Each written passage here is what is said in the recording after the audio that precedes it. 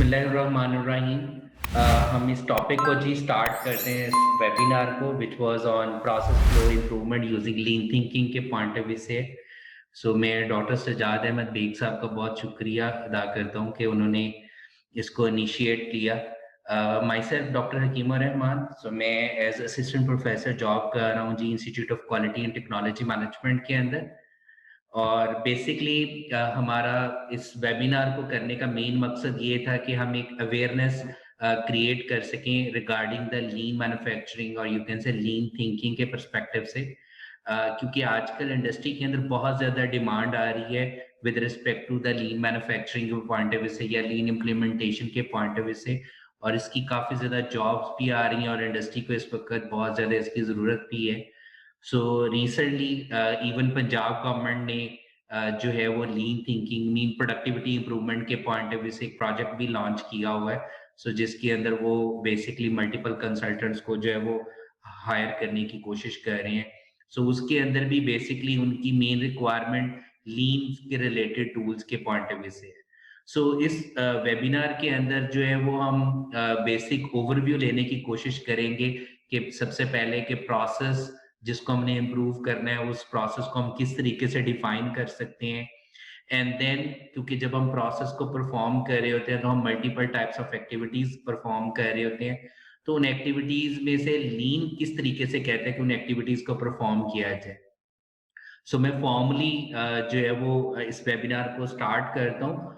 और उसको स्टार्ट करने के लिए हम जो है वो स्टार्ट करते हैं बाय डिफाइनिंग कि प्रोसेस बेसिकली होता क्या है। ओके। जनरली जब हम प्रोसेस की बात कर रहे होते हैं या ऑपरेशन की बात कर रहे होते हैं, ऑब्वियसली किसी भी प्रोसेस या ऑपरेशन को परफॉर्म करने का अल्टीमेट ऑब्जेक्टिव क्या होता है कि आपने सेट सेट ऑफ एक्टिविटीज को परफॉर्म करना होता है, या आप कह सकते हो कि नेटवर्क ऑफ एक्टिविटीज को परफॉर्म करना होता है to convert the raw material और to convert the input into the output. ठीक है जी। ओके। नॉर्मली जब हम इनपुट की बात कर रहे होते हैं, इनपुट को हमेशा हम फ्लो यूनिट की सेंस के अंदर बात करेंगे। मीन फ्लो यूनिट क्या होता है कि ऐसी चीज या ऐसा ऑब्जेक्ट जो कि आपके उस सिस्टम के अंदर उस प्रोसेस के अंदर मूव करेगा, जिसके ऊपर आप डिफरेंट तरह की एक्टिविटीज जो है वो परफॉर्म की जाती है। कोई भी प्रोसेस या कोई भी सिस्टम जब डिजाइन किया जाता है वो in the I of flow unit की पॉइंट ऑफ व्यू से डिजाइन किया जाता है कि वेदर अगर मैंने बैंक डिजाइन करना तो ऑब्वियसली वो customer as a flow unit के तौर पर मूव कर रहे हैं। अगर मुझे हॉस्पिटल डिजाइन करना है तो patient as a flow unit के तौर पे है, तो हम उसको किस तरीके से फैसिलिटेट कर सकते हैं। अगर हमने एक मैन्युफैक्चरिंग यूनिट लगाना है तो obviously raw material would be our flow unit. The main thing is कि हमने जब प्रोसेस को डिजाइन करना है, हमारा जो फ्लो यूनिट है मीन जो ऑब्जेक्ट आपके सिस्टम के अंदर मूव करे उसकी मूवमेंट जितनी कॉन्टिन्यूस होगी उतना हमारा वो प्रोसेस जो है वो लीन की तरफ जाएगा। मीन हम उतनी वैल्यू एडेड एक्टिविटीज जो है वो परफॉर्म कर रहे होंगे। और ऑब्वियसली हमारा वो फ्लो यूनिट उतना रुक रुक कर जो है वो अपने उस प्रोसेस के अंदर मूव कर रहा होगा जितनी हम non value added activities perform कर रहे होंगे, मीन वेस्टेजेस परफॉर्म कर रहे होंगे। दैट मीन हमारा हमेशा से ऑब्जेक्टिव क्या होगा इन टर्म्स ऑफ लीन के परस्पेक्टिव से कि आपका फ्लो जो है वो लाइक अ स्ट्रीम, लाइक अब यू कैन से कि जब वाटर फ्लो कर रहा होता है उस तरीके से मूव करना चाहिए। वो जितना वाटर की तरह कॉन्टिन्यूस फ्लो करेगा उतना हमारा प्रोसेस जो है वो प्रोडक्टिव है, उतना हमारा प्रोसेस जो है वो बेहतरी की तरफ चला जा रहा है। दैट मीन कि जब भी हम सेट ऑफ एक्टिविटीज को परफॉर्म कर रहे होते हैं to convert the input into the output, we have to perform some set of value added activities। ठीक है। और हमने करना क्या होता है कि अगर हम non value added activities perform अगर कर रहे हैं उनमें से, तो हमने उन नॉन वैल्यू एडेड एक्टिविटीज को जो है वो रिमूव करने की कोशिश करनी है। और अगर हम बिल्कुल रिमूव नहीं कर सकते तो एटलीस्ट हमने उनको मिनिमाइज करने की कोशिश करनी है। ठीक है जी। ऑब्वियसली जब हम आउटपुट के परस्पेक्टिव से बात कर रहे होते हैं, लाइक जैसे फॉर एग्जांपल हम कहते हैं कि एक फिनिश प्रोडक्ट बन के हमारे पास आ गई है या एक सर्व कस्टमर हमारे पास आ गया है, तो हमेशा जब आप अपने प्रोसेस की परफॉर्मेंस को क्वांटिफाई कर रहे होते हो तो इस आउटपुट के साथ एक कैरेक्टरिस्टिक्स अटैच होता है जिसको हम कहते हैं आउटकम। जब भी आप अपने ऑब्जेक्टिव्स क्रिएट कर रहे होते हो या केपीआईज क्रिएट कर रहे होते हो, केपीआई स्टैंड्स फॉर की परफॉर्मेंस इंडिकेटर्स। सो आपका आउटकम को हम कैसे डिफाइन करते हैं? आउटपुट आपके पास के एक फिजिकल चीज आपके पास आ गई है, फिजिकल चीज से मुराद प्रोडक्ट की शक्ल में या एक सर्व्ड कस्टमर की शक्ल में वो आ गया। लेकिन अब उसके साथ डिफरेंट तरह के कैरेक्टरिस्टिक्स अटैच हैं, सच एज एक मैन्युफैक्चरिंग प्रोडक्ट के साथ कि हमें उस प्रोडक्ट को बनाने में टोटल कितना टाइम लगा, ठीक है, कितने हमने डिफेक्टिव यूनिट बनाए, कितने हमें रीवर्क करने पड़े। सो ये डिफरेंट तरह के एट्रीब्यूट्स अटैच है in terms of outcome point of view से। अगर हम सर्विस इंडस्ट्री के पॉइंट ऑफ व्यू से ले, सो लेट्स से कि एक पेशेंट जब हॉस्पिटल के अंदर एंटर होता है एज अ सर्व पेशेंट, जब वो बाहर आता है तो उसके की परफॉर्मेंस इंडिकेटर क्या हो सकते हैं कि अगेन कि उसको कितना टाइम लगा, उसको कितनी देर तक वेट करना पड़ा, ठीक है, वेदर उसको जो प्रिस्क्रिप्शन दी गई है मेडिसिन की वो ठीक दी गई है या नहीं दी गई। सो बेसिकली आपकी उस आउटपुट के साथ जो है वो आउटकम्स जो है वो अटैच हैं, जिसको हम कहते हैं that is the characteristics of the output. और जब भी आप अपने ऑब्जेक्टिव्स क्रिएट कर रहे होते हो, जो कि जिसको हम कहते थे कि क्वालिटी ऑब्जेक्टिव्स या की परफॉर्मेंस इंडिकेटर्स होते हैं, वो हमारे जो है उसके साथ अटैच होते हैं। और रिमेंबर दैट कि हमने हमेशा अपने ऑब्जेक्टिव्स जो है वो आउटकम बेसिस के ऊपर जो है वो डेवलप करने होते हैं, ठीक है जी। और हमारे वो लेक्चर कर रहा था बकवास। ओके, सो हमारे पास जो है वो हम बात कर रहे थे ऑब्जेक्टिव के पॉइंट ऑफ व्यू से कि आपके जो आउटकम के साथ ऑब्जेक्टिव्स अटैच होते हैं, सो वो ऑब्जेक्टिव्स क्या होने चाहिए? Those objective must be smart होने चाहिए, ठीक है। मीन हम जब भी ऑब्जेक्टिव्स क्रिएट कर रहे होते हैं वो स्मार्ट रूल के मुताबिक जो है वो हमें डेवलप करने चाहिए। लाइक जैसे हम एग्जांपल ले रहे थे कि फॉर एग्जांपल हम कह रहे हैं कि हमारे पास जो है वो एक सर्द पेशेंट जो है वो बाहर होके आ रहा है, तो हम देखना चाह रहे हैं कि हम उसके वेटिंग टाइम को किस तरीके से मिनिमाइज करें। तो जब हमने अपना ऑब्जेक्टिव सेट करना है, लेट्स से कि अगर हम कहते हैं कि वो करंटली 30 मिनट उसको वेट करना पड़ता है, तो मुझे उस 30 मिनट को 10 मिनट तक लेके आना है, ठीक है। So that is my target कि जो मैंने टारगेट सेट किया है। सो जब भी आपने अब ऑब्जेक्टिव सेट करने की मुझे वेटिंग टाइम को मिनिमाइज करना है, that must follow this smart rule कि वो स्पेसिफिक होना चाहिए, ठीक है। हमने स्पेसिफिकली मेंशन किया कि हमने वेटिंग टाइम को 30 से 10 मिनट पे लेके आना है। वो मेजरेबल होना चाहिए, ऑब्वियसली टाइम की शक्ल में हम उसको क्वांटिफाई कर सकते हैं कि that should be moving from 30 to 10। And then is it achievable कि मीन हमने अनरियलिस्टिक तो अपना ऑब्जेक्टिव नहीं सेट कर दिया, वो अचीवेबल भी होना चाहिए जो भी आपने अपना टाइम बाउंड रखा हुआ है, मीन टाइम फ्रेम रखा हुआ है। And the next one is कि वो रियलिस्टिक भी होना चाहिए, ठीक है ना, मीन अनरियलिस्टिक सा ऑब्जेक्टिव सेट नहीं कर लेना चाहिए। और साथ ही लोग इसके अंदर एक और वर्ड ऐड कर देते हैं which is E, that is smart E. So E mean कि वो ऑब्जेक्टिव इकोनॉमिकल भी होना चाहिए, मीन उसके अगेंस्ट हमें बहुत हैवी किस्म की कॉस्ट जो है वो इन्वेस्ट नहीं करनी पड़े। हमारा ऑब्जेक्टिव जो है दैट मस्ट बी इकोनॉमिकल भी होना चाहिए। ओके, अब हम साथ ही साथ बात करते हैं कि जब हम आउटपुट के शक्ल में बात कर रहे होते हैं, तो ये आउटपुट किसके तरफ जा रही होती है? Obviously that goes towards the customer. और जब हम कस्टमर की बात करते हैं तो कस्टमर सिर्फ एक्सटर्नल कस्टमर नहीं होता, कस्टमर हमारे पास इंटरनल भी है।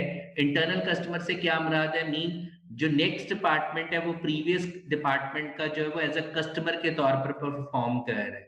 सो अगर हम लेट्स से टेक्सटाइल सेक्टर के पॉइंट ऑफ से एग्जांपल लेते हैं, तो हमारे पास जो है वो कटिंग डिपार्टमेंट का कस्टमर कौन सा हो जाएगा? स्टिचिंग डिपार्टमेंट, ठीक है। सो ऑब्वियसली हम कह रहे हैं कि आपने उस कस्टमर की रिक्वायरमेंट के मुताबिक जो है वो प्रोडक्ट को बनाना है। और लीन और अल्टीमेटली बात ही ये कर रहा होता है कि आपने एट द एंड जाके इंस्पेक्शन नहीं करनी। जैसे हमने कहा ना कि हम जो सेट ऑफ एक्टिविटीज परफॉर्म करें for converting the input to the output, और वो जो सेट ऑफ एक्टिविटीज हैं कुछ वैल्यू एडेड है कुछ नॉन वैल्यू एडेड है। सो वो आपकी जो इंस्पेक्शन है that is generally called as a non value added activity, ठीक है। सो अभी हम इसको डिस्कस करते हैं कि हम कौन सी तरह की ये नॉन वैल्यू है, इवन नॉन वैल्यू को भी हम डिफरेंशिएट कर सकते हैं। बहरहाल हमने अल्टीमेटली कोशिश क्या करनी है कि हमने इस तरीके से इनपुट्स को आउटपुट में कन्वर्ट करना है कि वो वैल्यू मैक्सिमम से मैक्सिमम हम वैल्यू एडेड एक्टिविटी कर रहे हो, और as per the customer requirement के मुताबिक हम अपनी उस प्रोडक्ट को या सर्विसेज को डिलीवर कर पा रहे हैं, ठीक है जी। ओके, अब आ जाते हैं कि जब भी आपने अपने किसी भी प्रोसेस को इम्प्रूव करना होता है तो हमारी इंडस्ट्री के अंदर जो है वो ज्यादातर हमें 4 तरह के वर्ड सुनने को मिलते हैं। Okay, that is regarding the production quantity के पॉइंट ऑफ व्यू से, it mean they are talking about with respect to the capacity point of view, कि हम कितने यूनिट बना सकते हैं। ठीक है, अब यहाँ पे मैंने जो टर्म यूज की है वो एक है डिजाइन कैपेसिटी, एक है एक्चुअल कैपेसिटी। सो जब भी हम कोई प्रोसेस डिजाइन कर रहे होते हैं या कोई हम प्लांट लगा रहे होते हैं, तो उसमें को हम किया जा रहा होता है एज अ डिजाइन के परस्पेक्टिव से। जी, किसी का कोई क्वेश्चन है? जी इकरा, आपका कोई क्वेश्चन है?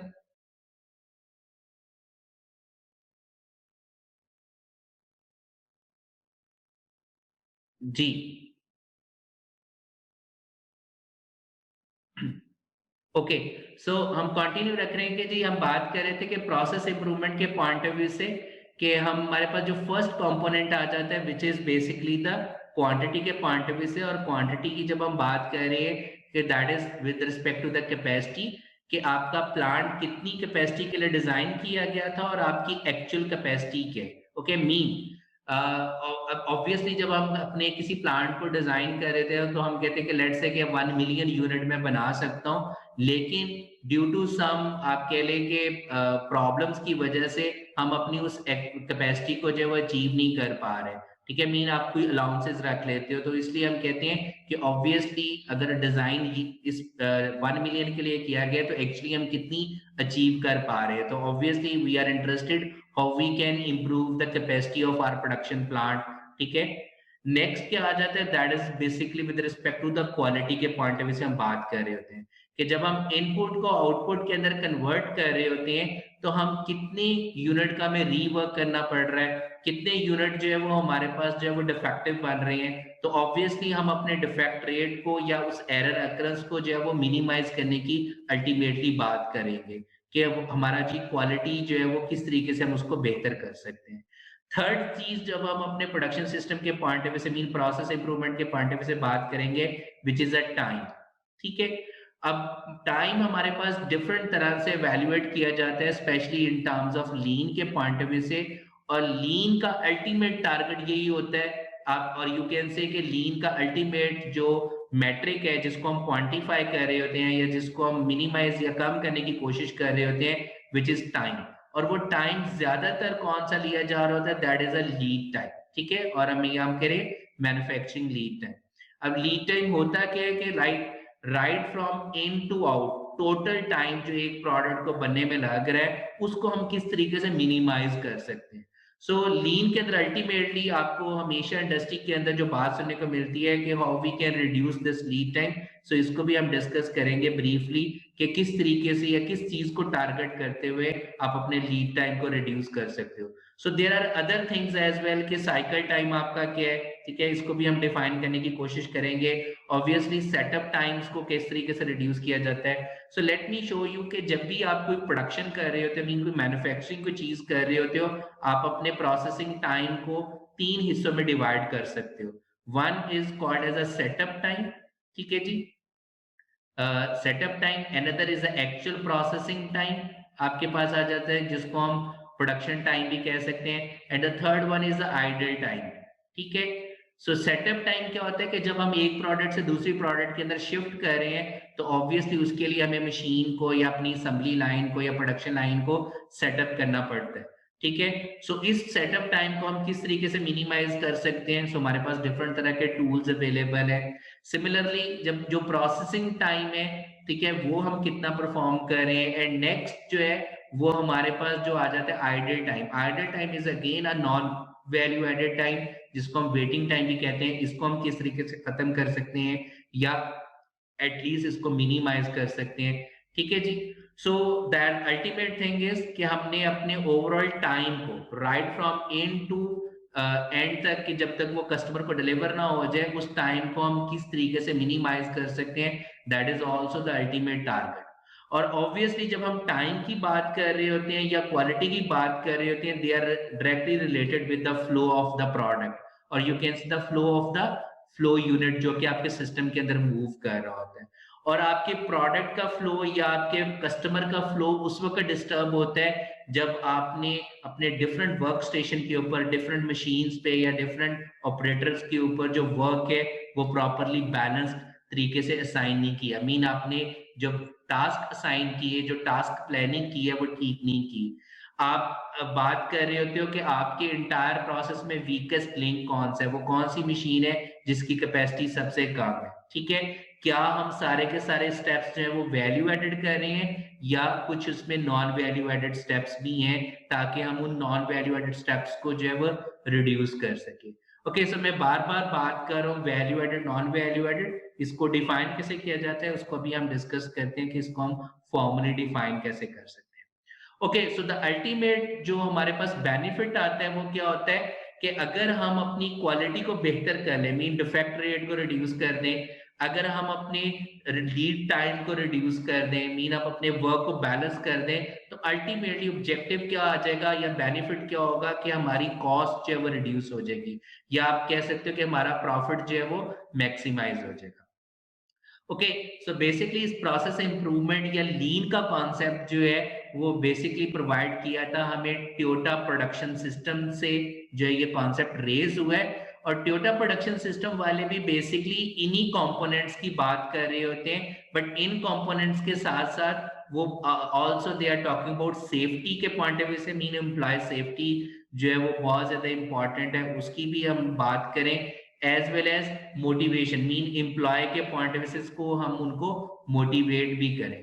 और delivery is basically the time, कि ऑब्वियसली जितना आपको उसको मैन्युफैक्चर करने में टाइम कम लगेगा या जितना आपको उसको सर्विस प्रोवाइड करने में टाइम कम लगेगा, उतना आप क्विकली उसको डिलीवर कर सकोगे प्रोडक्ट को, ठीक है जी।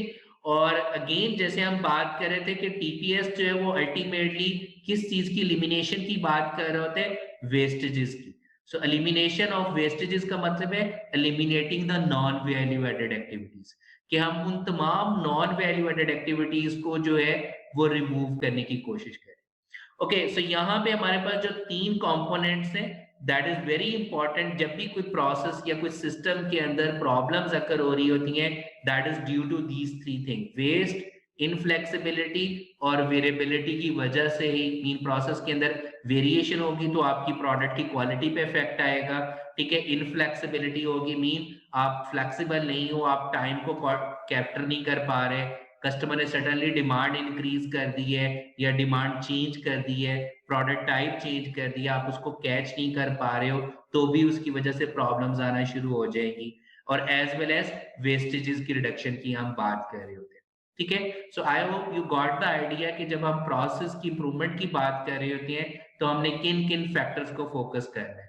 सो we have to focus on the production capacity, mean हमने अपनी जो है वो कैपेसिटी को किस तरीके से इंक्रीज कर सकते हैं, हम अपनी प्रोडक्शन सिस्टम की क्वालिटी को किस तरीके से इंक्रीज कर सकते हैं। So quality in terms of product भी हो सकती है, सर्विस भी हो सकती है, या सिस्टम के पॉइंट ऑफ व्यू से भी, और टाइम को हम किस तरीके से मिनिमाइज कर सकते हैं। So there are multiple types of time कि उनको हम किस तरीके से रिड्यूस किया जा सकता है।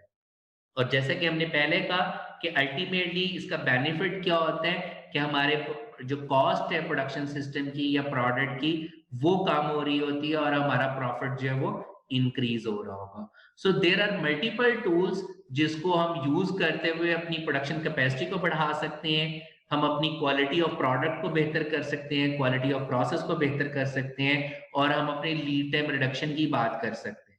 ओके, सो उनको डिस्कस करने से पहले हम ये डिस्कस कर लें कि जब भी आपने किसी प्रोसेस को या सिस्टम को इम्प्रूव करना हो, तो हमारे पास अपने फ्लो को इम्प्रूव करने के लिए कौन कौन से सिस्टम्स अवेलेबल है। सो हमारे पास 3 तरह के सिस्टम्स अवेलेबल है। One is lean manufacturing system, ठीक है, another is the six sigma system, and the third one is called as a theory of constraint system. So जो लीन सिस्टम है या लीन थिंकिंग है, ये अल्टीमेटली वेस्ट एलिमिनेशन की बात करती है। सो जब हम वेस्ट एलिमिनेशन की बात कर रहे हैं, इट मीन हम अपने प्रोसेस की एफिशिएंसी की इंप्रूवमेंट की बात कर रहे होते हैं। सो वेस्ट एलिमिनेशन या एफिशिएंसी का मतलब क्या होता है कि आप कम से कम रिसोर्सेज को इस्तेमाल करते हुए, कम से कम इनपुट्स को इस्तेमाल करते हुए किस तरीके से मैक्सिमम आउटपुट जनरेट कर सकते हो। सो ऑब्वियसली जितनी आप रिसोर्सेज कम इस्तेमाल कर रहे होगे, जितनी आप इनपुट यूनिट कम इस्तेमाल कर रहे होगे, आप उतने एफिशिएंट होते चले जाओगे। सो एफिशिएंसी की डेफिनेशन भी यही है कि with the minimum input, with the minimum usages of the resources, how you can produce the maximum output. Okay, जो second हमारे पास program है which is a Six Sigma program. Six Sigma is all about talking about the variation reduction. Mean quality की बात करते हैं कि हम अपनी क्वालिटी को किस तरीके से बेहतर कर सकते हैं. Okay, that means we are talking about the effectiveness के point of view से. So effectiveness क्या होती है कि obviously कि जो हमने टारगेट सेट किया था, लाइक फॉर एग्जांपल अगर मैं कहता हूं कि मैंने 1 लाख यूनिट अगर मैंने प्रोड्यूस करने के, क्या मैं आज 1 लाख यूनिट बना पा रहा हूं या नहीं बना पा रहा. Okay, whether I am hitting my target और नॉट. ठीक है, सो दैट इज इफेक्टिवनेस. अब due to the variability mean कुछ रीवर्क हो गए, कुछ स्क्रैप हो गए, जिसकी वजह से हमारी प्रोडक्ट की क्वालिटी या प्रोसेस की क्वालिटी की वजह से हम अपने उस टारगेट को अचीव नहीं कर पा रहे. दैट मीन हमारी इफेक्टिवनेस के ऊपर जो है वो इफेक्ट आ रहा है. So that mean we can use the six sigma program for that in order to improve the variability. Okay, next हमारे पास क्या आ जाता है? The third one is a theory of constraint. Theory of constraint हमेशा जो increase करने की बात कर रही होती है वो throughput को increase करने की बात कर रही होती है. थ्रूपुट का क्या मतलब है कि मीन आपकी कैपेसिटी की इंक्रीज की बात कर रही होगी कि हम अपनी प्रोडक्शन क्वांटिटी को मीन प्रोडक्शन कैपेसिटी को किस तरीके से बढ़ा सकते हैं. सो अल्टीमेटली उससे हमारी प्रोडक्टिविटी प्रोसेस की जो है वो इंप्रूव हो रही होगी. ऑब्वियसली जितने आप प्रोडक्टिव होगे उतनी आपकी कॉस्ट पर यूनिट कम होगी, उतने ही आपका प्रॉफिट जो है वो गेन हो रहा होगा. ओके, अब क्वेश्चन ये आ जाता है कि मैं कौन सा प्रोग्राम अडॉप्ट करूं. Should I go for lean, should I go for six sigma, should I go for theory of constraint. To be honest, previously क्या किया जाता था इससे पहले कि लीन को सेपरेटली अडॉप्ट किया जाता था, थ्योरी ऑफ कंस्ट्रेंट को सेपरेटली अडॉप्ट किया जाता था और सिक्स सिग्मा को सेपरेटली अडॉप्ट किया जाता था. मे बी आप लोगों ने सुना हो lean six sigma green belt, lean six sigma black belt. उन्होंने बेसिकली क्या की है, लीन और सिक्स सिग्मा को कंबाइन करके एक ही मेथोडोलॉजी बना दी है, मीन एक ही कंटीन्यूअस इंप्रूवमेंट प्रोग्राम कर दिया है. और जब हम लीन की बात कर रहे होते हैं तो थ्योरी ऑफ कंस्ट्रेंट ऑटोमेटिकली इसके अंदर मर्ज हो जाती है कि मीन हम इस चीज को ऑटोमेटिकली एड्रेस कर रहे होते हैं. सो बेसिकली हम तीनों चीजों को एक ही गो के अंदर टारगेट कर सकते हैं. अपनी कैपेसिटी इंक्रीजमेंट की भी बात कर सकते हैं, हम अपनी क्वालिटी ऑफ प्रोसेस की इंप्रूवमेंट की भी बात कर रहे होते हैं, और हम अपने सिस्टम की एफिशिएंसी की इंप्रूवमेंट की भी बात कर रहे होते हैं. ओके, अब कंपैरिजन के पॉइंट ऑफ व्यू से अगर हम बात कर रहे हैं तो एक और चीज जैसे हमने अभी प्रीवियस स्लाइड के अंदर देखा कि six sigma is all about talking about the variation reduction. Okay, output के पॉइंट ऑफ व्यू से lean thinking is talking about waste reduction, जबकि आपके पास theory of constraint managing the constraint की बात कर रहा था. मैनेजिंग द कंस्ट्रेंट का क्या मतलब है कि आपके इंटायर प्रोडक्शन सिस्टम के अंदर जो बॉटलनेक रिसोर्स है, जो वीकेस्ट रिसोर्स है, हम उसको जो है टारगेट करते हुए अपने प्रोसेस की कैपेसिटी को एनहांस करें. ओके, अगर ये कॉन्टिन्यूस प्रोग्राम है तो ऑब्वियसली इन कॉन्टिन्यूस प्रोग्राम को इम्प्लीमेंट करने के लिए हमारे पास कोई ना कोई गाइडलाइन होनी चाहिए, या हम कह सकते हो कि कोई ना कोई हम इम्प्रूवमेंट साइकिल को अडॉप्ट करते हुए इन प्रोग्राम्स की इम्प्लीमेंटेशन कर सकते हैं.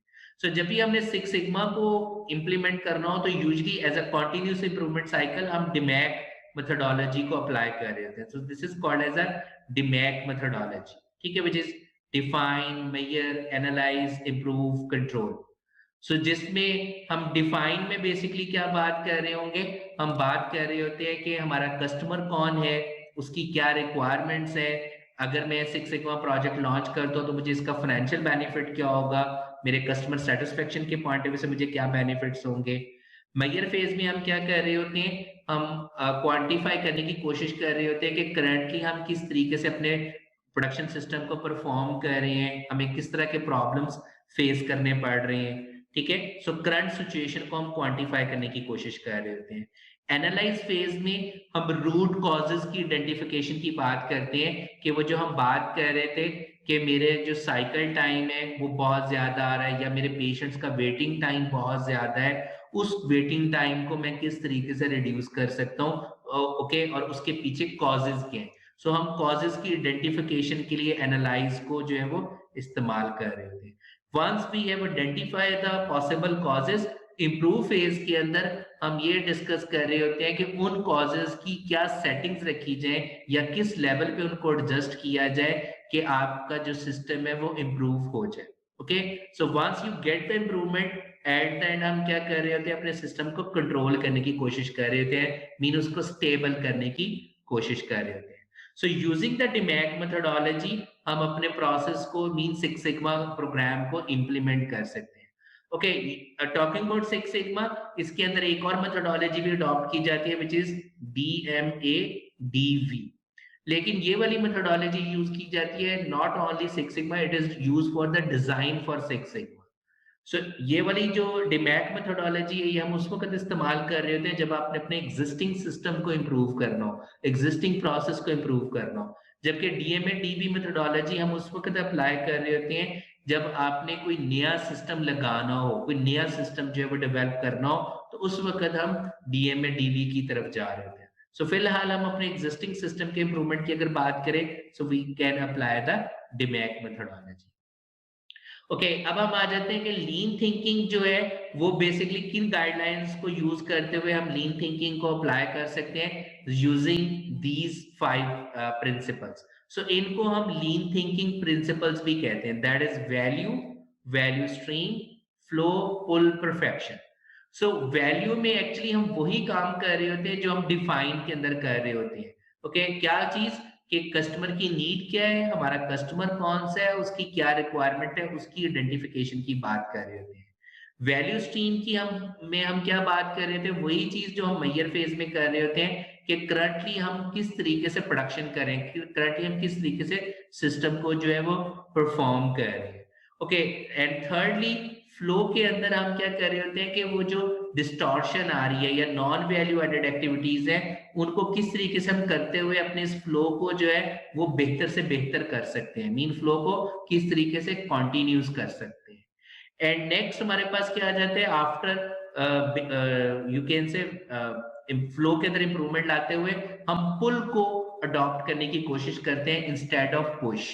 ओके, पुल और पुश से क्या मुराद है कि बजाय इसके कि हर पर्सन अपनी कैपेसिटी के मुताबिक प्रोडक्ट को बनाता चला जाए, हम क्या कह रहे होते हैं कि हम अपने उस प्रोसेस में से वीकेस्ट लिंक जो बंदा होता है उसकी स्पीड के मुताबिक चलने की बात कर रहे होते हैं। Mean pull is talking about कि डिमांड बेस्ड हमें सिस्टम को चलाना चाहिए, ठीक है, ना कि हमें अपनी हर बंदे को या हर वर्क स्टेशन को अपनी कैपेसिटी के मुताबिक काम करना चाहिए, ठीक है। So pull is always talk about कि अगर आगे से डिमांड आ रही है, मीन नेक्स्ट डिपार्टमेंट अगर आपको कहता है कि ओके मुझे इतने यूनिट चाहिए, तो आप उतने यूनिट ही प्रोड्यूस कर सको, उससे ज्यादा मत करो, क्योंकि उससे ज्यादा करोगे सो बेसिकली आपकी जो वर्क इन प्रोसेस इन्वेंट्री है वो बढ़ना शुरू हो जाएगी।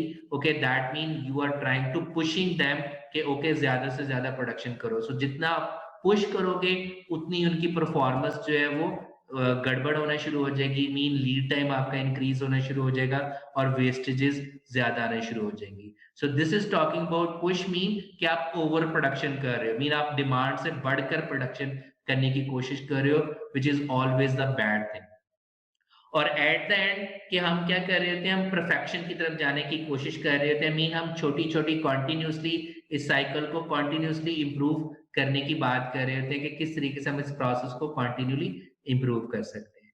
और लास्ट जो प्रोग्राम है, which is the theory of constraint, this is all about to identify the bottleneck, mean कि आप अपने एंटायर प्रोसेस में से जो वीकेस्ट लिंक है उसको आप आइडेंटिफाई करो। वीकेस्ट लिंक से मुराद क्या है कि जिसकी कैपेसिटी सबसे कम है, जो सबसे कम unit per unit of time produce कर पा रहा है, उसको हम आइडेंटिफाई करें, ठीक है, और एंटायर सिस्टम को या एंटायर सिस्टम प्रोसेस को हम उसकी स्पीड के मुताबिक चलाने की कोशिश करें, इंस्टेड ऑफ कि हर पर्सन या हर वर्क स्टेशन अपनी स्पीड के मुताबिक चले।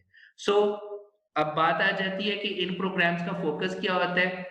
So Six Sigma is always talking about the problem focused, mean defective units आ गए या defect reduction की हम बात कर रहे होते हैं, so we are always talk about कि problems को identify किया जाए और उसको remove करने की कोशिश की जाए।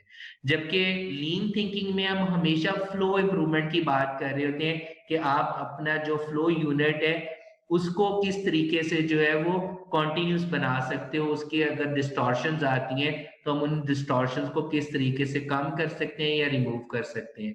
जबकि थ्योरी ऑफ कंस्ट्रेंट में हम हमेशा फोकस कर रहे होते हैं कि हम आइडेंटिफाई करें कि हमारे सिस्टम के अंदर वीकेस्ट लिंक कौन सा है या कौन सा वर्क स्टेशन जो है वो सबसे ज्यादा प्रोडक्शन कर पा रहा है, ताकि हम उसकी कैपेसिटी को बढ़ाएंगे तो हमारा सिस्टम जो है वो बेहतर हो जाएगा। ओके, अब हमारे पास जो आप कह लें कि इफेक्ट आ रहा होता है, इफेक्ट क्या हो रहा होता है कि सिक्स सिग्मा क्योंकि वेरिएशन की रिडक्शन की बात कर रहा होता है, तो अल्टीमेटली हम एक क्वालिटी ऑफ प्रोडक्ट बना पा रहे होते हैं और यूनिफॉर्म टाइप ऑफ प्रोडक्ट बनाने में हम सक्सेसफुल हो रहे होते हैं। लीन थिंकिंग से हम अपने फ्लो टाइम, जिसको हम लीड टाइम भी कहते हैं, कि हम right from raw material to conversion into the product, उसको क्विकली बना पाते हैं। सो दैट्स व्हाई हम कहते हैं कि हम लीड टाइम को रिड्यूस करने में सक्सेसफुल हो जाते हैं। जबकि थ्योरी ऑफ कंस्ट्रेंट में हम अपने थ्रूपुट रेट मीन हम अपनी स्पीड ऑफ प्रोडक्शन को इंक्रीज करने में सक्सेसफुल हो जाते हैं, मीन हम अपनी कैपेसिटी को जो है वो इंक्रीज कर लेते हैं। ठीक है जी। ओके, एक और चीज, लीन के ज्यादातर जो टूल्स हैं लीन थिंकिंग के, उसको हम कह देते हैं ये बहुत ज्यादा कॉमन सेंस बेस्ड टूल्स हैं ज्यादातर। ठीक है, एक आम आपको बहुत हैवी किस्म के नॉलेज की जरूरत नहीं है, आप सिंपल कॉमन सेंस को इस्तेमाल करते हुए अपने प्रोसेस को इम्प्रूव कर सकते हो। जबकि सिक्स सिग्मा जो है, अगर आपने इसको अडॉप्ट करना है या इसके टूल्स को यूज करना है प्रोसेस की इंप्रूवमेंट के पॉइंट ऑफ व्यू से, सो ये काफी डेटा ओरिएंटेड प्रोग्राम है। इसके अंदर आपको हैवी किस्म का स्टैटिस्टिकल एनालिसिस टेक्निक्स आनी चाहिए, तो आप प्रोसेस की इंप्रूवमेंट की बेसिकली बात कर रहे होते हो। ओके, एक और चीज मैं आपको बताता चला जाऊं कि लीन को हम लो हैंगिंग फ्रूट भी कहते हैं। लो हैंगिंग फ्रूट का क्या मतलब है कि मीन मुझे सामने प्रॉब्लम्स नजर आ रहे हैं और मैं अपने इन सिंपल टूल्स को इस्तेमाल करते हुए अपने उन प्रॉब्लम्स को जो है वो रिमूव कर सकूं। सो दैट्स व्हाई हम इस प्रोग्राम को अडॉप्ट कर सकते हैं। जबकि इफ यू थिंक के ऑल इज वेल, कि सब कुछ बहुत अच्छा चल रहा है, ठीक है, हमारा प्रोसेस बहुत एफिशिएंटली काम कर रहा है, तो देन सिक्स सिग्मा आपको हेल्प आउट करेगा यूजिंग द डाटा, कि नहीं डाटा हमें कुछ और बता रहा है। ठीक है, सो बहरहाल सिक्स सिग्मा के लिए वी नीड हैवी किस्म का हमें स्टैटिस्टिकल नॉलेज जो है वो रिक्वायर होता है। लेकिन आप अल्टीमेटली जब भी इन तीनों प्रोग्राम्स में से किसी भी प्रोग्राम को अडॉप्ट करोगे, तो हमें बेनिफिट क्या मिल रहा होगा, हम कॉस्ट रिडक्शन कर रहे होंगे, हम अपने प्रॉफिट को मैक्सिमाइज कर रहे होंगे, मीन हम अपनी क्वालिटी, टाइम और कैपेसिटी की बेहतरी की बात कर रहे होंगे। ओके जी, अब हम आ जाते हैं क्योंकि हमारी आज की टॉक का जो अल्टीमेट मेन कंसर्न था दैट वाज कि हम लीन के पॉइंट ऑफ व्यू से बात करें और लीन के अंदर वो कौन से टूल्स या टेक्निक्स अवेलेबल हैं जिनसे हम अपने फ्लो यूनिट के फ्लो को इम्प्रूव कर सकें। सो जब हम लीन की बात करते हैं तो इसको हम फॉर्मली डिफाइन कर सकते हैं कि ये एक सिस्टमेटिक अप्रोच है। ओके, सो जो बात करती है identifying and eliminating the waste. So remember जब हम प्रोसेस को डिफाइन कर रहे थे तो हम कहते थे कि हम यहाँ पे सेट ऑफ एक्टिविटीज परफॉर्म कर रहे होते हैं to convert the input into the output. So वो उस इनपुट को आउटपुट में कन्वर्ट करने के लिए जो हम सेट ऑफ एक्टिविटीज कर रहे हैं, कुछ हम वैल्यू एडेड कर रहे हैं, कुछ नॉन वैल्यू एडेड। तो अगर हम कोई नॉन वैल्यू एडेड एक्टिविटी कर रहे हैं तो उनको हमने आइडेंटिफाई भी करना है और उनको एलिमिनेट भी करना है। ओके, ताकि हम क्या कर सकें, हम अपने फ्लो को कंटिन्यूस कर सकें। Okay, by flowing the product at a pull of the customer. Pull of the customer का क्या मतलब है कि हर पर्सन अपनी कैपेसिटी के मुताबिक हरगिज प्रोडक्ट को ना बनाए, बल्कि जो जब नेक्स्ट कस्टमर हमें या नेक्स्ट डिपार्टमेंट कहे कि मुझे इतने यूनिट की जरूरत है, तो ही आप उसकी रिक्वायरमेंट के मुताबिक ही उस प्रोडक्ट को बनाओ, इंस्टेड ऑफ आप पुश के मुताबिक करते चले जाओ, मीन अपनी कैपेसिटी के मुताबिक चलते जाओ। और एट द एंड हमने क्या करना होता है, हम परफेक्शन की बात करते हैं। परफेक्शन मीन कि कॉन्टिन्यूसली हमने स्मॉल स्मॉल इंप्रूवमेंट करते हुए अपने प्रोसेसेस को जो है वो इम्प्रूव करना होता है। ओके, सो बेसिकली जैसे मैंने को पहले बताया कि लीन का जो कॉन्सेप्ट है या ये जो सिस्टमेटिक अप्रोच है ये अपने प्रोसेस को इम्प्रूव करने के लिए, it comes from the Toyota production system, जो कि बेसिकली ये वाली जो थ्योरी है या आप कह लें ये वाली मेथोडोलॉजी है किसी आप कह लें कि थ्योरी के पर्सन ने या रिसर्च बेस्ड ये हरगिज नहीं है, बल्कि ये प्रैक्टिशनर ने इस थ्योरी को जो है वो डेवलप किया है। जैसे कि हम कह रहे हैं कि ये टोयोटा प्रोडक्शन सिस्टम से ये थ्योरी हमारे पास सामने आई है प्रोसेस को इम्प्रूवमेंट करने के लिए। सो that's why Toyota production system के अकॉर्डिंगली या लीन के मुताबिक वो कहते हैं कि आप अपने प्रोसेस को इम्प्रूव कैसे कर सकते हो, learn by doing it. Mean जहां पे वो काम हो रहा है खुद करते हुए उसको इम्प्रूव करो, या वहां पे जाके उसको देखते हुए अपने प्रोसेस को इम्प्रूव करने की कोशिश करो। सो this is all about talking about कि आप अपने प्रोसेस को किस तरीके से जो है वो इम्प्रूव कर सकते हो। और जाहिर बात है अल्टीमेटली टारगेट क्या है कि हमने शॉर्टर लीड टाइम के अंदर जो है वो कस्टमर को उसकी वैल्यू ऑफ द प्रोडक्ट या वैल्यू ऑफ द सर्विसेज जो है वो डिलीवर करनी है। और जैसे मैंने आपको बताया कि लीन के फिलॉसफी को इम्प्लीमेंट करने के लिए हम लीन के 5 प्रिंसिपल्स को अडॉप्ट करते हुए जो है वो इम्प्लीमेंट कर सकते हैं। सो इसको हम डिटेल में डिस्कस कर चुके हुए हैं कि वैल्यू क्या है, वैल्यू स्ट्रीम क्या है, फ्लो क्या है, पुल क्या है और परफेक्शन क्या है। सो ऑब्वियसली अल्टीमेट ऑब्जेक्टिव हमारा बेनिफिट क्या मिल जाता है कि हम मैक्सिमम कस्टमर वैल्यू को एड्रेस कर पाते हैं, हम अपनी वेस्टेजेस को एलिमिनेट करने में सक्सेसफुल होते हैं। So till now if you have any question, so आप अपना जो है वो हैंड रेज कर सकते हैं and you can ask the question. किसी का कोई क्वेश्चन अगर है तो जी।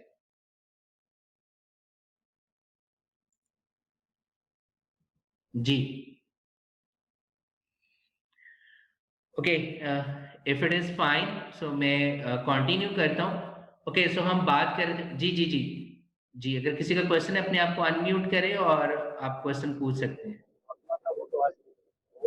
Sir, why is inspection non-value added activity? Okay so ये याद रखें कि जनरली कहा जाता है कि इंस्पेक्शन जो है वो एक नॉन वैल्यू एडेड एक्टिविटी है, but it depends on the process to process. हम इसको ये भी कह सकते हैं कि ये वैल्यू एडेड उस सिचुएशन के अंदर बन सकती है कि अगर आपकी ऑर्गेनाइजेशन ये चाह रही है कि नहीं क्योंकि हमारी प्रोडक्ट बहुत ज्यादा क्रिटिकल है, इस वजह से हमें इसको इंस्पेक्शन करना है। लेकिन जनरली इंस्पेक्शन जो है वो एक नॉन वैल्यू एडेड एक्टिविटी इस वजह से होती है कि जब हम नॉन वैल्यू एडेड को डिफाइन करें या वैल्यू एडेड को अगर हम डिफाइन करने की कोशिश करें तो वैल्यू एडेड एक्टिविटीज को डिफाइन किया जाता है कि ऐसी तमाम की तमाम एक्टिविटीज जिनके अगेंस्ट कस्टमर आपको पे करने के लिए जो है वो रेडी हो। ओके, और नॉन वैल्यू एडेड कौन सी होती है कि वो तमाम की तमाम एक्टिविटीज जिनके against customer is not ready to pay हो। ओके, सो अब इंस्पेक्शन जब हम कर रहे होते हैं ऑब्वियसली हम क्या करते हैं, हमने एक प्रोडक्ट बना ली या हमने एक कस्टमर को सर्विसेज प्रोवाइड कर दी और हमें उसको दोबारा से चेक करना पड़ रहा है कि क्या ये ठीक हमने प्रोडक्ट बनाई है या नहीं बनाई, तो कस्टमर को उससे कोई कंसर्न नहीं। ठीक है जी, राइट जी।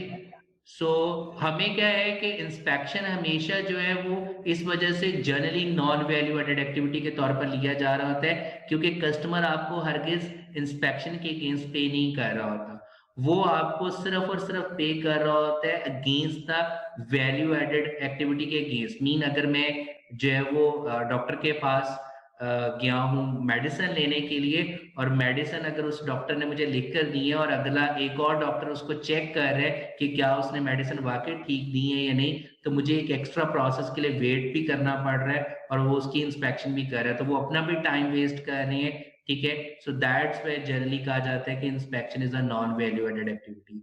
सो इसको हमें एज अ सेपरेट एक्टिविटी के तौर पर हरगिज अडॉप्ट नहीं करना चाहिए, इंस्पेक्शन को बिल्ट इन प्रोसेस के अंदर रखना चाहिए। मीन जो नेक्स्ट प्रोसेस है या जो नेक्स्ट पर्सन आपके प्रोसेस के अंदर मौजूद है वही जब प्रोडक्ट को रिसीव करे वो उसी वक्त अपने प्रोसेस को जो है वो स्टॉप कर दे अगर वो एज पर देयर रिक्वायरमेंट नहीं है, बजाय इसके कि हम पूरी प्रोडक्ट को बना लें और एट द एंड जाके उसको चेक कर रहे हो या आफ्टर 5 और 6 स्टेप्स के बाद जाके चेक कर रहे हो।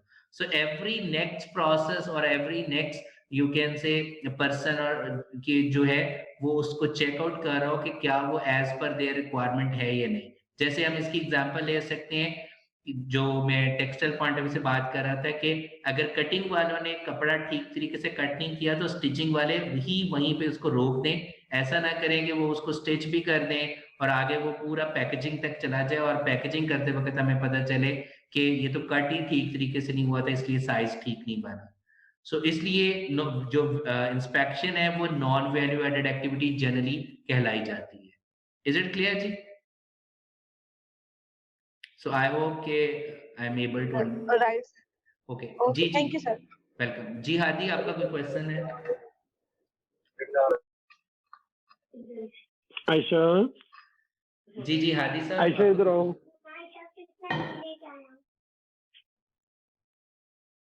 जी हादी, आपका क्वेश्चन है?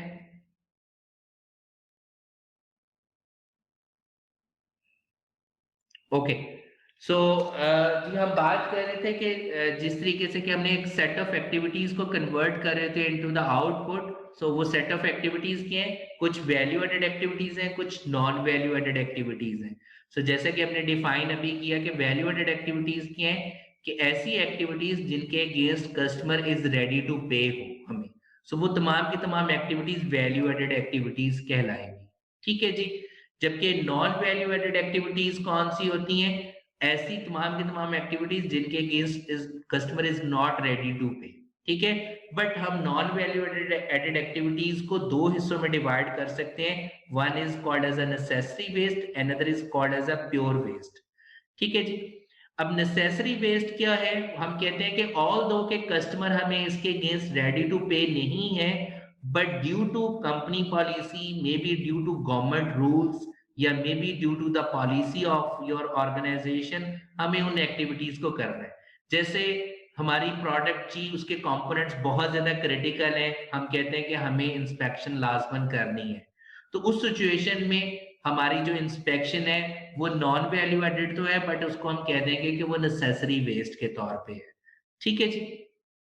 इसी तरीके से अब हमारे पास जब हम प्योर वेस्ट के पॉइंट ऑफ व्यू से करते हैं, so rework, scrap of the products, defective products, ठीक है, आइडल टाइम या वेटिंग टाइम, ठीक है, ये सारे के सारे जो है वो प्योर वेस्ट के अंदर आ जाते हैं।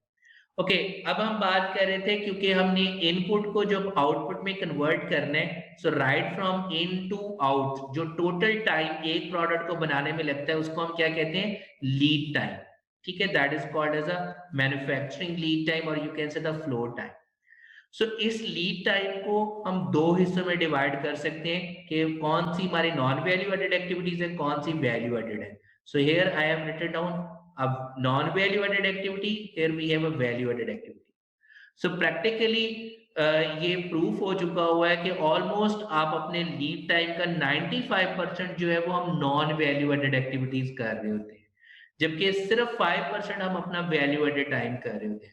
और मोस्टली मेरा एक्सपीरियंस ऑर्गेनाइजेशंस के अंदर ये हुआ है कि वो क्या कर रहे होते हैं कि जब वो लीड टाइम रिडक्शन की बात करते हैं तो हम फोकस किसके ऊपर कर लेते हैं? इसको रिड्यूस करने का, कि किस तरीके से अगर कोई पर्सन जो है वो स्टिचिंग कर रहे हैं तो मैं उसके स्टिचिंग मेथड को इम्प्रूव करते हुए किस तरीके से उस टाइम को रिड्यूस कर सकता हूँ, बजाय इसके कि हम उन एक्टिविटीज को फोकस कर सकें कि हम ये ऑब्जर्व करें कि क्या वो नॉन वैल्यू एडेड एक्टिविटीज कौन कौन सी वो कर रहे हैं, उनको हम आइडेंटिफाई करें और उनको रिमूव करने की हम कोशिश करें। ठीक है जी। So always try to find out those non value added activities जिनके अगेंस्ट जो है वो कस्टमर हमें रेडी ना हो पे करने के लिए। सो अब हम ये भी बात करेंगे कि वो वेस्टेजेस या नॉन वैल्यू एडेड एक्टिविटीज है कौन सी, किस तरीके से हम उनको आइडेंटिफाई कर सकते हैं।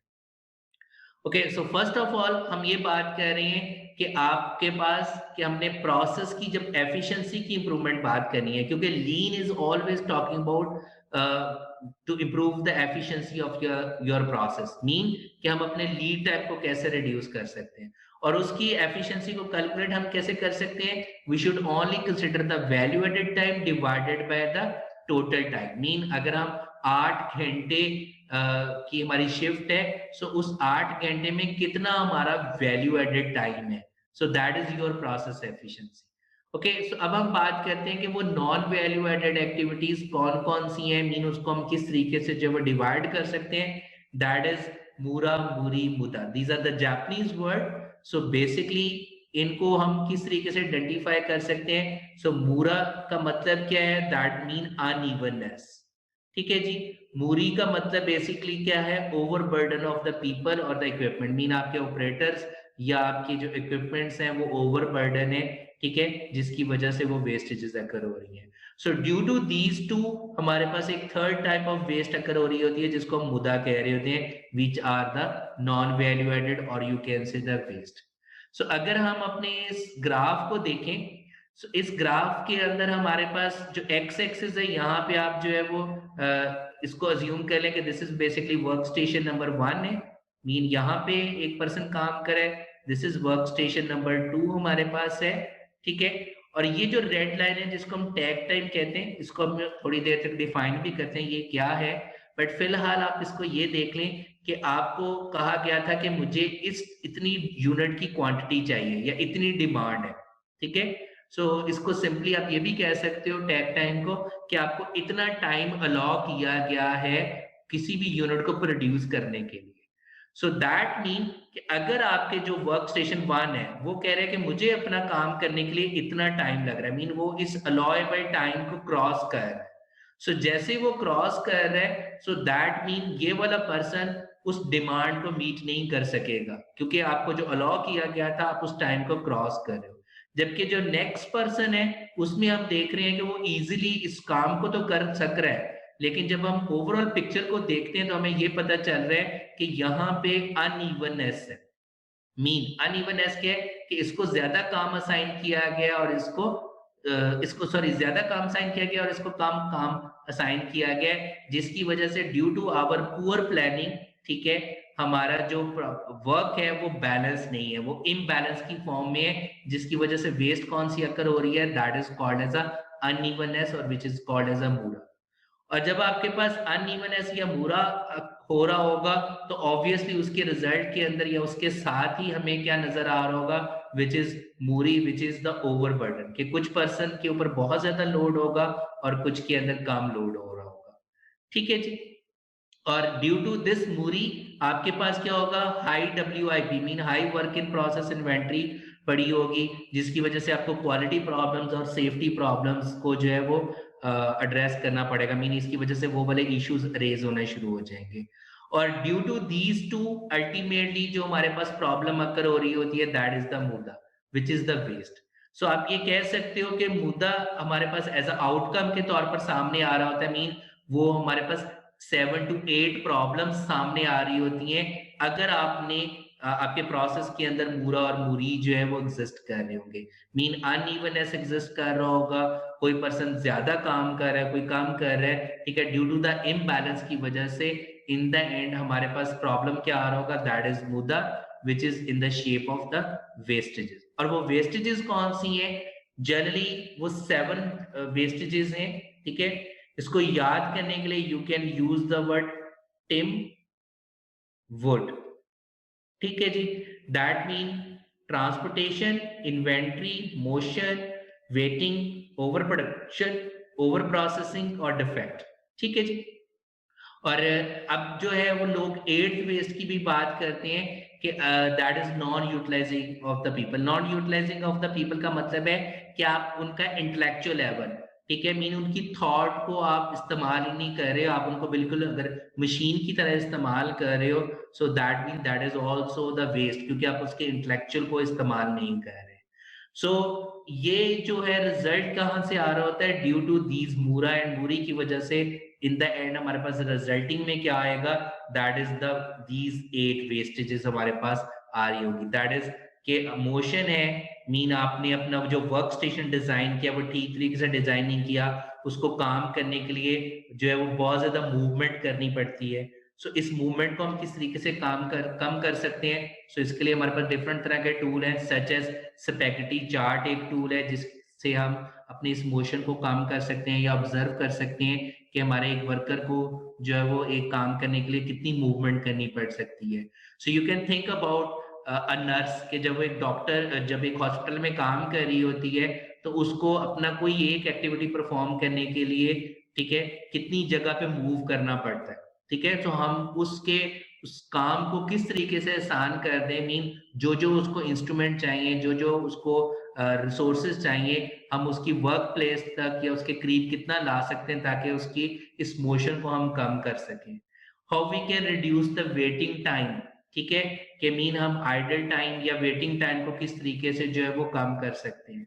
ओके, ओवर प्रोडक्शन, कि अगर हम डिमांड से ज्यादा बना रहे हैं, हम बहुत ज्यादा बैचेस की शक्ल के अंदर प्रोडक्शन कर रही हैं, तो ऑब्वियसली हम ओवर प्रोडक्शन का हमें प्रॉब्लम सामने आ रहा होगा। ओवर प्रोसेसिंग का क्या मतलब है कि मीन आपने अपने जो प्रोसेस स्टेप्स हैं वो ठीक तरीके से डिजाइन नहीं किए हुए, ठीक है, या आप अननेसेसरी स्टेप्स परफॉर्म कर रहे हो जिसकी जरूरत ही नहीं है, ठीक है, वो ओवर प्रोसेसिंग में आ जाएगा। इसी तरीके से defect, so we have the high work in process inventory, okay, और अननेसेसरी मटेरियल हैंडलिंग जब आप कर रहे होते हो, वो ट्रांसपोर्टेशन का प्रॉब्लम नजर आ रहा होता है। सो इनको हम कैटेगराइज भी कर सकते हैं कि ये जो तीन है, ये that is regarding your operator, और you can say people related problems हैं, these are the process related and these are the product related problems हमारे पास आ जाते हैं। ओके, अब क्वेश्चन ये आता है कि क्या ये 7 की 7 जो वेस्टेजेस हैं ये इक्वल है या इक्वल नहीं है। अगर ये इक्वल नहीं है तो कौन सी जो वेस्ट है वो सबसे ज्यादा सिग्निफिकेंट वेस्ट है। अगर मैं उस वेस्ट को आइडेंटिफाई कर लूं या उसको मैं कंट्रोल कर लूं तो अल्टीमेटली ये तमाम की तमाम वेस्टेजेस ऑटोमेटिकली कंट्रोल हो जाएंगी। So that is basically the over production. Mean कि हम बजाय इसके कि पुश के अकॉर्डिंगली प्रोडक्शन करें, we always try to pull के अकॉर्डिंगली प्रोडक्शन करने की कोशिश करें। पुल का क्या मतलब है, जैसे हमने पहले एक्सप्लेन किया कि हम एज पर नेक्स्ट डिपार्टमेंट की नीड के मुताबिक या नेक्स्ट डिपार्टमेंट की डिमांड के मुताबिक हम प्रोडक्शन करने की कोशिश करें, instead of we should go towards the push के पॉइंट से। ओके, अब अगर आप कहते हो कि हम ओवर प्रोडक्शन अगर कर रहे हैं तो किस तरीके से बाकी प्रॉब्लम्स जो है वो जनरेट होने शुरू हो जाएंगी। अगर हम बहुत ज्यादा प्रोड्यूस करेंगे तो बहुत ज्यादा वर्क इन प्रोसेस इन्वेंट्री आएगी। सो ओके, जब वर्क इन प्रोसेस इन्वेंट्री पड़ी होगी आपके पास बहुत ज्यादा, तो हमें एक्स्ट्रा ट्रांसपोर्टेशन करनी पड़ेगी, मीन मटेरियल हैंडलिंग बहुत ज्यादा हमें करनी पड़ रही होगी। ठीक है, ओवर प्रोडक्शन की वजह से क्योंकि हमने ज्यादा प्रोड्यूस किया तो दैट मीन हमें अननेसेसरी मूवमेंट्स जो है वो जनरेट होने शुरू हो जाएंगी, और मे बी हम ओवर प्रोडक्शन की वजह से हमें रीवर्क भी करना पड़ रहा हो और स्क्रैप यूनिट्स भी आ रहे हो। सो दैट्स वाई हमें जो है वो अननेसेसरी या ओवर प्रोसेसिंग करनी पड़ रही होती है। और due to the inventory, work in process inventory ज्यादा होने की वजह से आपका वेटिंग टाइम इंक्रीज होना शुरू हो जाता है। सो दैट मीन आपका जो रूट कॉज है वो आपके पास क्या आ जाता है, that is the defect.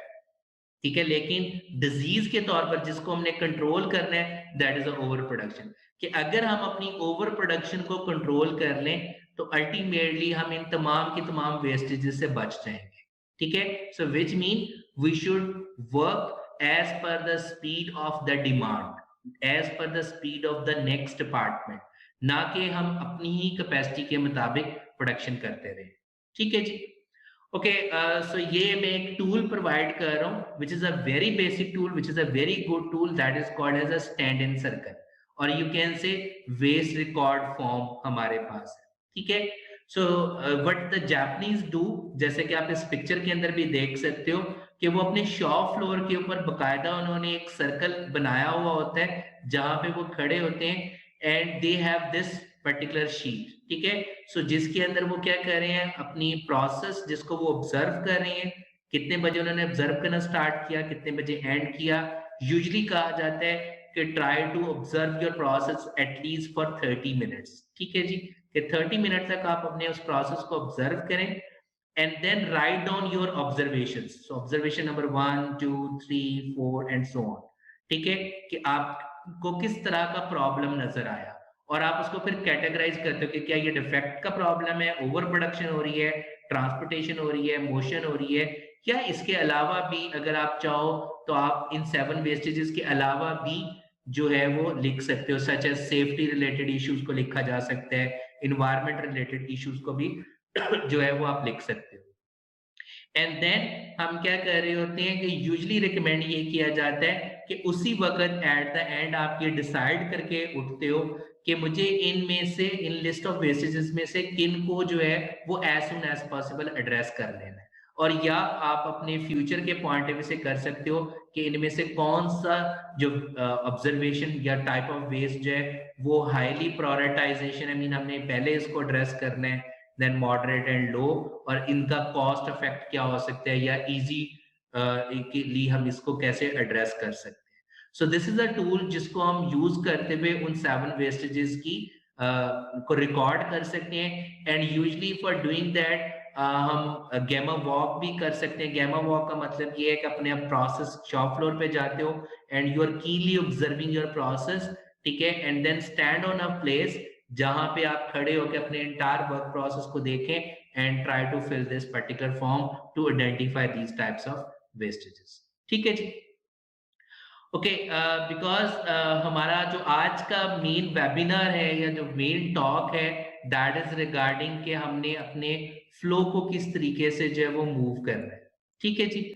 So flow को इम्प्रूव करने के लिए हम क्या कर सकते हैं कि हमारा अल्टीमेट जो मैट्रिक है या प्रोसेस इंप्रूवमेंट के पॉइंट ऑफ व्यू से है वो है that is time.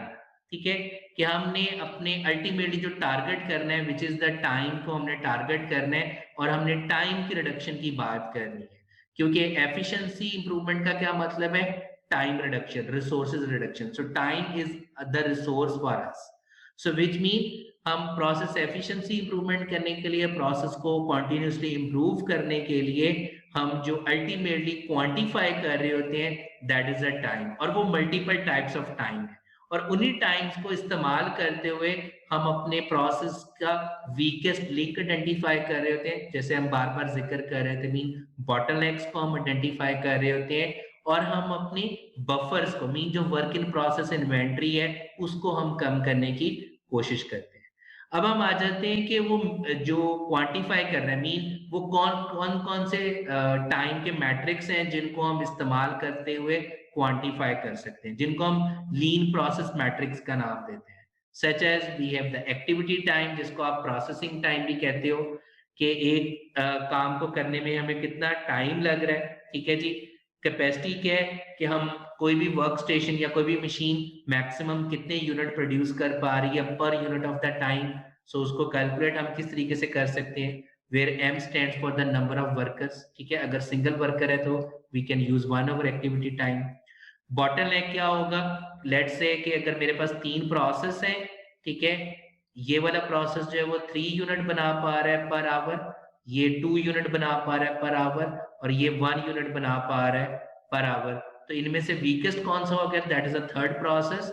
Okay, so that mean this is the bottleneck of the entire process. So which mean जो बॉटलनेक प्रोसेस होता है, जितनी कैपेसिटी उसकी होगी वही कैपेसिटी आपके एंटायर प्रोसेस की कैपेसिटी कहलाती है। ओके, सो नेक्स्ट हमारे पास क्या है जी? Metric which is a flow rate, जिसको हम थ्रूपुट भी रेट कहते हैं, या इसको ये भी कह सकते हो कि अगर आपसे पूछा जाए कि आप कितनी तेजी से प्रोडक्शन कर सकते हैं, mean how many units you can produce per hour और per day. So that mean flow rate indicate कर रहा होता है स्पीड ऑफ योर सिस्टम को, और फ्लो रेट हमेशा जो है वो डिपेंड कर रहा होता है 2 चीजों के ऊपर। वन इज कि क्या आपका सिस्टम डिमांड कंस्ट्रेंट है। ठीक है जी? Is it a demand constraint system और is it a capacity constraint system. ठीक है जी?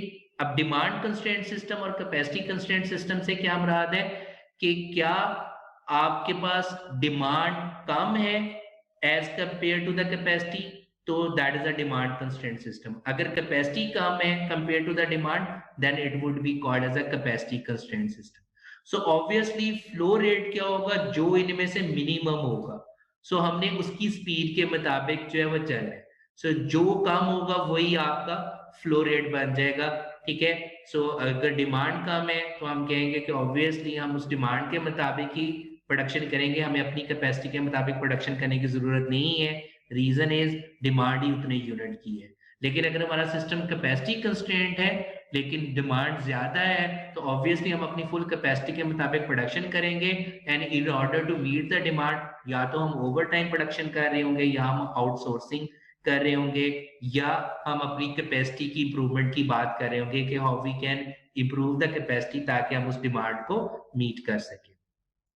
ओके, नेक्स्ट हमारे पास जो है that is basically the cycle time हमारे पास आ जाता है। साइकिल टाइम हमारे पास क्या होता है? That is a time between the completion of 2 successive units. ठीक है?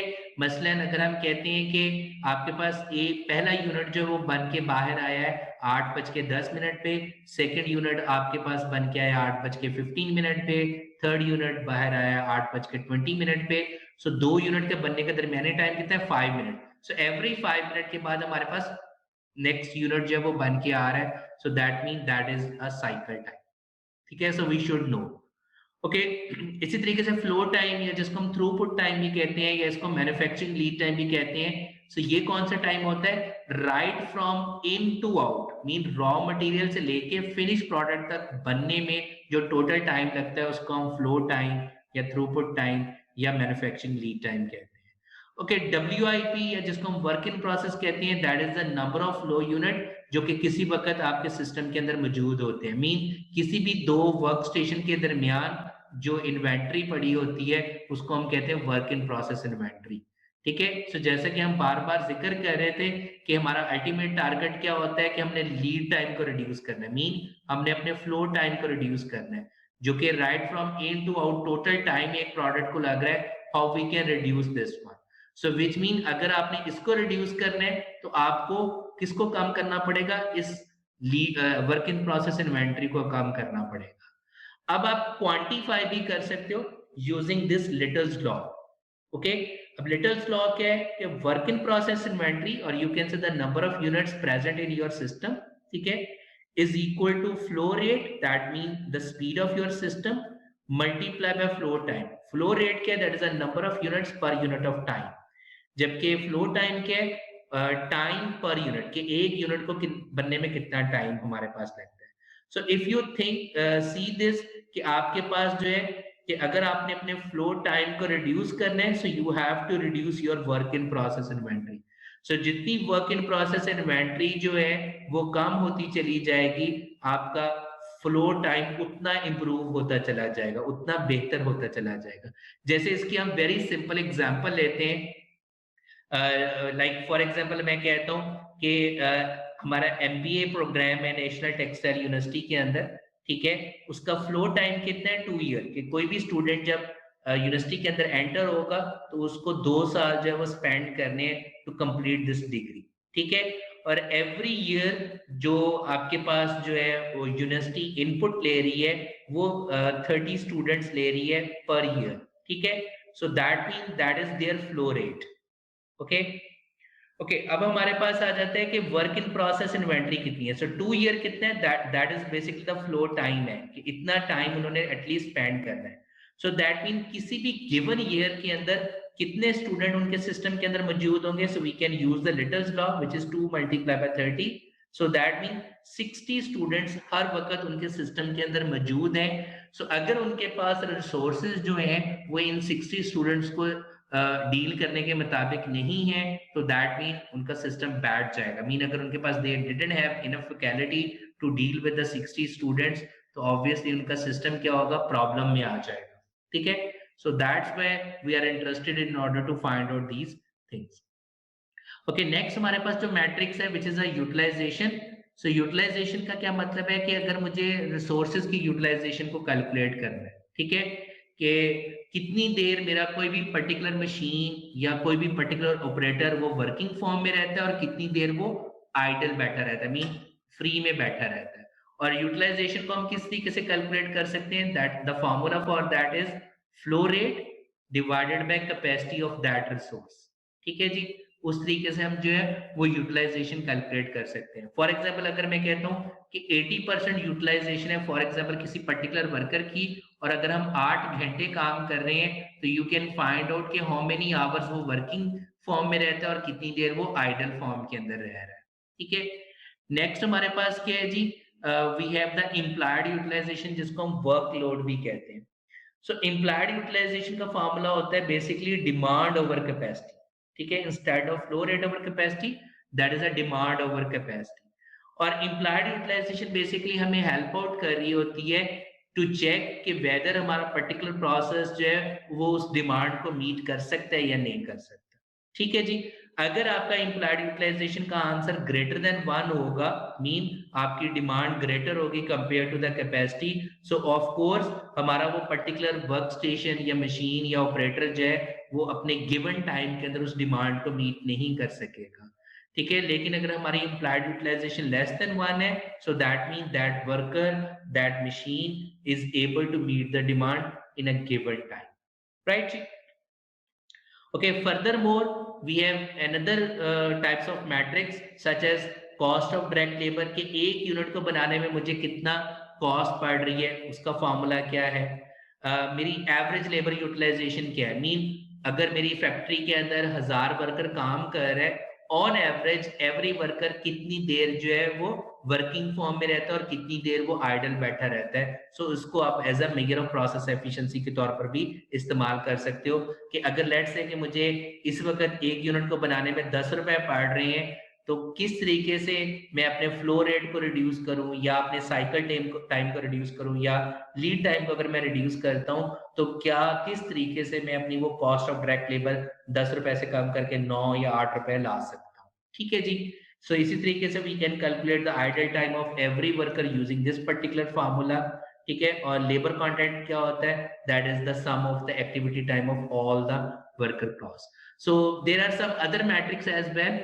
ठीक है, सो फिलहाल जो है वो मैंने जो मेन मैट्रिक्स थे उनका जो है वो जिक्र किया।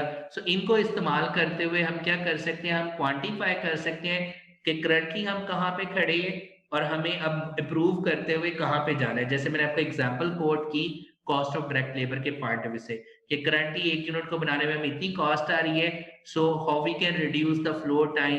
ठीक है, how we can reduce the quality of our process कि हमारी जो कॉस्ट ऑफ डायरेक्ट लेबर है वो 10 रुपए से कम होके 9 या 8 हो जाए। राइट जी। ओके, अब हम आ जाते हैं कि जब हम अल्टीमेटली बात कर रहे थे कि हमने अपने प्रोसेस के अंदर जो फ्लो है उसको इम्प्रूव करना है, मीन फ्लो यूनिट्स को हमने जो है वो कॉन्टिन्यूस बनाना है। So they should move in the process like a water flow. ठीक है, सो उसके लिए हम कौन कौन सी टेक्निक्स अडॉप्ट कर सकते हैं ताकि हम अपनी वर्क इन प्रोसेस इन्वेंट्री को कम से कम कर सकें और लीड टाइम को शॉर्ट कर सकें। So the first method or the first technique you can adopt कि आप कोशिश करो कि हम सिंगल पीस फ्लो की तरफ मूव कर सकें। सिंगल पीस से मुराद क्या है कि दरमियान में कोई वर्क इन प्रोसेस इन्वेंट्री ना हो, आप जस्ट इन टाइम के अकॉर्डिंगली काम करोगे। एक वर्क स्टेशन ने काम किया, ठीक है, और देन उसके उसी यूनिट के ऊपर जो है वो दूसरा वर्कर काम कर रहा होगा। So design a process, design a system in such a way कि आप सिंगल पीस के मुताबिक काम करो इंस्टेड ऑफ कि हमें वहां पे वर्क इन प्रोसेस इन्वेंट्री रखनी पड़े। या sometimes there are many scenarios, practically अगर हम देखें कि अगर सिंगल पीस फ्लो पॉसिबल नहीं है तो try to use the small batches instead of the larger batches. ठीक है, इन स्मॉल बैचेस को हम कह देते हैं कि हम कोशिश करते हैं कि हम स्टैंडर्ड WIP, लेट्स से मैं कहता हूं कि मैं हर वर्क स्टेशन के दरमियान 50-50 यूनिट की जो है वो स्टैंडर्ड WIP रखूंगा और कोशिश करें कि उस स्टैंडर्ड WIP को मेंटेन रखने की कोशिश करें, उससे ज्यादा मत होने दें स्टैंडर्ड WIP को। इसको हम कॉनवेव फिलॉसफी भी कहा जाता है। ठीक है, फ्लो को इंप्रूव करने के लिए, which is constant quantity of WIP। So let's first see the example of कि सिंगल पीस फ्लो या स्मॉलर बैच रखने से हमारा लीड टाइम किस तरीके से काम हो रहा होता है। So let me show you example.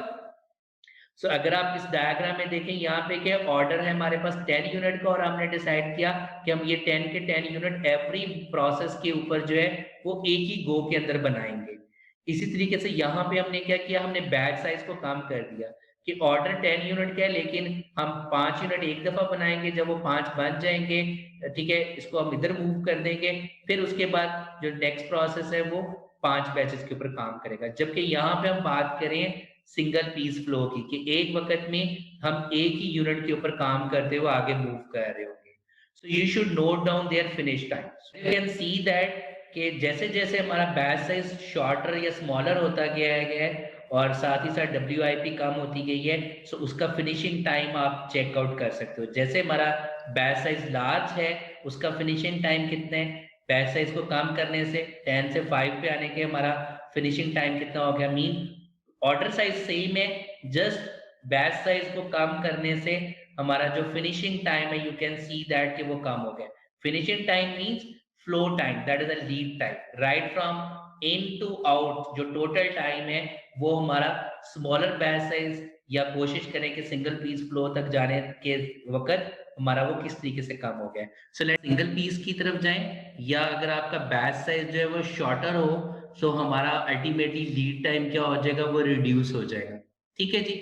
So basically वो शक्ल जो लीड टाइम के पॉइंट ऑफ व्यू से, मीन जब लीन लाइन की हम बात कर रहे होते हैं जिसको हम जस्ट इन टाइम लाइन या सिंगल पीस फ्लो लाइन हम कह सकते हैं, उसमें हमारे पास क्या है कि वर्क इन प्रोसेस इन्वेंटरी जितनी कम से कम हो उतना हम कहते हैं कि वो बेटर है। So this is the pure example of one piece flow के पॉइंट ऑफ व्यू से चल रहा है। So, अगर आप यहाँ पे देखो, लेकिन यहाँ पे हमारे पास क्या है कि ये जो मैं एग्जांपल आपको शो कर रहा हूँ, so I am writing down upstream process and downstream processes. Practically हमारे पास क्या होता है कि ऑब्वियसली कुछ प्रोसेसेस ऐसे होते हैं जहाँ पे हमारे पास जो कैपेसिटी है वो बहुत ज़्यादा है और कुछ प्रोसेसेस की कैपेसिटी कम होती है। सो कोशिश करें कि आपकी अगर वर्क इन प्रोसेस इन्वेंटरी आपको रखनी भी पड़े तो आप अपस्ट्रीम प्रोसेसेस के दरमियान रख सकते हो। Upstream that is supplier end और you can say raw material end. Downstream processes कौन से होती हैं? जो जितना आप कस्टमर के करीब, अपने फाइनल कस्टमर के करीब आते चले जाते हो, उसको हम कर सकते हैं। ओके, सो स्टिल अगर ऐसी सिचुएशन के अंदर तो हम क्या कर रहे थे, mean practically this is you can say combination of pull and pull system, ठीक है। और ऐसी सिचुएशन के अंदर हमारे पास लीन के अंदर एक कॉन्सेप्ट होता है which is called as a supermarket concept. और सुपरमार्केट कॉन्सेप्ट को जो है वो हम इस्तेमाल करते हुए कानबान कार्ड्स का इस्तेमाल करते हुए जो है वो हम अपने फ्लो को इम्प्रूव कर सकते हैं। So I am not going in detail कि अगर आपको जो है वो फ्लो को बेहतर करना हो तो फिर उसको किस तरीके से आप अप्लाई कर सकते हो। बहरहाल प्रैक्टिकली आप जो है वो कॉम्बिनेशन ऑफ दिस सिस्टम का भी इस्तेमाल कर सकते हो और बहुत ही अच्छा हो कि अगर हम pure just in time line के ऊपर या प्योर लीन लाइन के ऊपर या सिंगल पीस फ्लो की तरफ हम आ सकें। ओके, नेक्स्ट हमारे पास कॉन्सेप्ट क्या है कि हम अपने फ्लो को कैसे इंप्रूव कर सकते हैं लाइन बैलेंसिंग करते हुए। रिमेंबर मैंने आपको एक डायग्राम शो की थी शुरू के अंदर कि जहां पे एक वर्क स्टेशन के ऊपर ज्यादा वर्क था और दूसरे पे कम था, दैट मीन इम्बैलेंस था। तो हम लाइन को बैलेंस करेंगे। सो लाइन को बैलेंस करने के लिए हम क्या कर सकते हैं, we can use the idea of cycle time as well as the takt time. Okay, so let me show you takt time हम किस तरीके से कैलकुलेट कर सकते हैं। That is the available time में मीन के हमने फॉर एग्जांपल एक दिन के अंदर हमने लेट से जी 800 यूनिट की डिमांड को मीट करना है। सो विच मीन हम एक अगर दिन एक शिफ्ट में काम कर रहे हैं और 8 घंटे की शिफ्ट है, सो available time in terms of minutes की आ जाएगा 8 into 60 डिवाइडेड बाय कि कितने हमें यूनिट बनाने हैं। सो विच मीन मेरे पास टैग टाइम आ जाएगा कि एक यूनिट को बनाने में मुझे मैक्सिमम कितना टाइम स्पेंड करना है एज पर द डिमांड। लेकिन साइकिल टाइम क्या है कि एक्चुअली मुझे उसको बनाने में कितना टाइम लग रहा है, ठीक है। So as we can see that के कुछ वर्क स्टेशन जो है वो इस टैग टाइम के अंडर है, दैट इज इंडिकेटिंग कि यह वर्क स्टेशन जो है वो इस डिमांड को मीट कर सकेगा। जबकि वर्क स्टेशन नंबर 2 जो है वो इस डिमांड को क्रॉस कर रहा है, ठीक है। सो विच मीन कि आपका जो वर्क स्टेशन 2 है वो on a given time mean 8 घंटे के अंदर इस डिमांड को मीट नहीं कर सकेगा। और this is clear cut indication of the imbalance work. So अब हम क्या कर सकते हैं, हम ये काम करेंगे कि ये जो ओवर टाइम आ रहा है हम इस तरीके से कोशिश करेंगे कि क्या इनमें से कुछ वर्क जो है वो हम शेयरिंग करवा सकें कि इज इट पॉसिबल कि कुछ यहाँ का काम जो है वो इधर शिफ्ट हो जाए, ठीक है, और इधर का काम हम इधर या इस तरफ शिफ्ट कर दें ताकि हम अपने वर्क को बैलेंस कर सकें, ठीक है। So with the help of line balancing हम अपनी इस इम्बैलेंस लोड को मीन उन वेस्टेजेस को जो है वो रिड्यूस कर सकते हैं। द थर्ड हमारे पास तरीकेकार क्या है कि we should apply the idea of the theory of constraint, जो कि काफी हद तक लाइन बैलेंसिंग से मिलता जुलता है। सो थ्योरी ऑफ कंस्ट्रेंट में क्या है कि हम क्या कर रहे होते हैं, हम बॉटलनेक को आइडेंटिफाई करने की कोशिश कर रहे होते हैं, ठीक है, कि जो वीकेस्ट आपके पास लिंक है प्रोसेस का उसको हम आइडेंटिफाई करें और हम उसकी कैपेसिटी को बढ़ाने की कोशिश करें, मीन उसका थ्रूपुट रेट इंक्रीज करने की कोशिश करें। सो जैसे ही उसका थ्रूपुट रेट इंक्रीज होता चला जाएगा, मीन जैसे जैसे उसकी कैपेसिटी इंक्रीज होती चली जाएगी और आपकी ultimately work in process inventory कम होती चली जाएगी और आपका फ्लो जो है वो कॉन्टिन्यूस होता चला जाएगा। ओके, इसके लिए this is a very good book और very famous book the goal के नाम से है and this is a person जिन्होंने बेसिकली इस कॉन्सेप्ट का आइडिया भी दिया था। So I highly recommend this book, इसको जरूर पढ़िएगा। ये बिल्कुल टेक्स्ट बुक की तरह नहीं है बल्कि एक नॉवल की तरह पे है। वो बिल्कुल एक प्रोडक्शन मैनेजर की स्टोरी से स्टार्ट करते हैं और किस तरीके से उसको जो है वो प्रॉब्लम्स फेस कर रहा है and then he has applied this the idea of theory of constraint in order to meet the demand or you can say in order to increase the capacity of the product. So next, theory of constraint के अलावा we can adopt the idea of Poka-yoke, which is again Japanese word, mean mistaking proofing. ठीक है, so मैं इसकी ज्यादा detail में नहीं जा रहा हूँ, just giving you the idea कि क्या हम अपने प्रोसेसेस को या उन एक्टिविटीज को ऐसा डिजाइन कर लें कि अगर कोई ऑपरेटर किसी तरीके से उसको अगर गलत करना भी चाहे तो वो उसको गलत ना कर सके, मीन हमारा प्रोसेस इस तरीके का हो, that's why we are saying कि मिस्टेक प्रूफ, ठीक है, कि हम उस मिस्टेक को होने ही ना दें, ठीक है। सो इस तरीके से हम अपनी प्रोडक्ट को डिजाइन करें या अपने प्रोसेस को डिजाइन करें कि ताकि हमसे वो मिस्टेक अकर ही ना हो सके। ओके, जिडोका का मतलब बेसिकली क्या है कि ऑटोमेट करना अपने सिस्टम को। ऑटोमेट करने से मुराद ये है कि वी कैन अडॉप्ट के जहां पे आपके प्रोसेस के अंदर कोई प्रॉब्लम आता है, so we can use the idea of andon, ठीक है। Andon again Japanese word है, विच मीन हम जो है वो डिफरेंट कलर्स के जरिए जो है, let's say red, green, we can adopt yellow, ठीक है। सो यूजिंग डिफरेंट कलर्स हम क्या कर सकते हैं कि रेड कलर अगर कोई वर्क स्टेशन के ऊपर हमें नजर आ रहा है, so that mean that is indicating कि यहाँ पे काम स्टॉप हो गया है या कोई डिफेक्टिव प्रोडक्ट अकर हो गई है। सो कहीं पे भी हमें रेड अगर कलर नजर आ रहा है, so we should stop the production, और जो सुपरवाइजर है वो फौरन वहां पे जाए और अपने उस जो प्रॉब्लम है उसको रिजॉल्व करे एंड दोबारा से उसको ग्रीन कर दे ताकि जो है वो प्रोसेस जो है वो कंटिन्यू रख सके, ठीक है। येलो को भी हम कोई ना कोई इंडिकेशन दे सकते हैं, सो ये कलर्स को आप अपने तौर पर जो है वो डिफाइन कर सकते हो।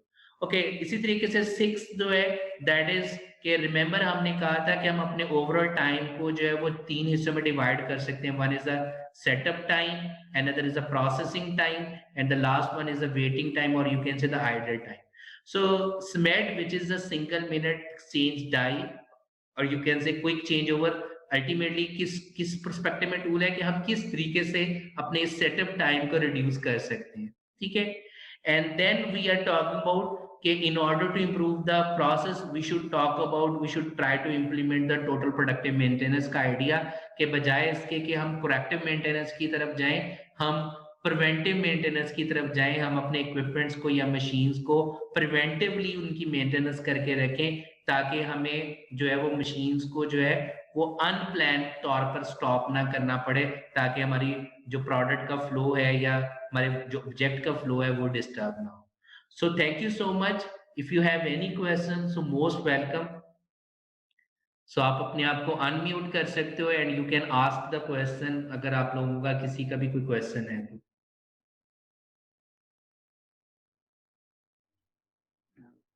सर अस्सलाम वालेकुम।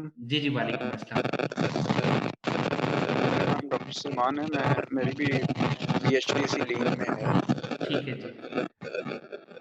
तो मुझे बड़ा अट्रैक्टिव लगा आपका लेक्चर, तो मैंने इसलिए एनरोल किया। थैंक यू सो ये मच आपने भी हाँ sir, thank you.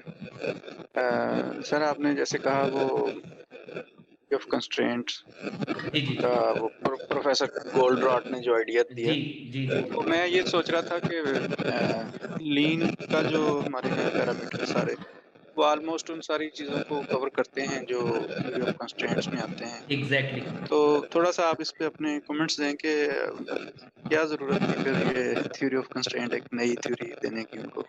Okay, actually sir theory of constraint जो है वो again that is not the theoretical angle के अंदर ये एक ही वक्त में नहीं आई।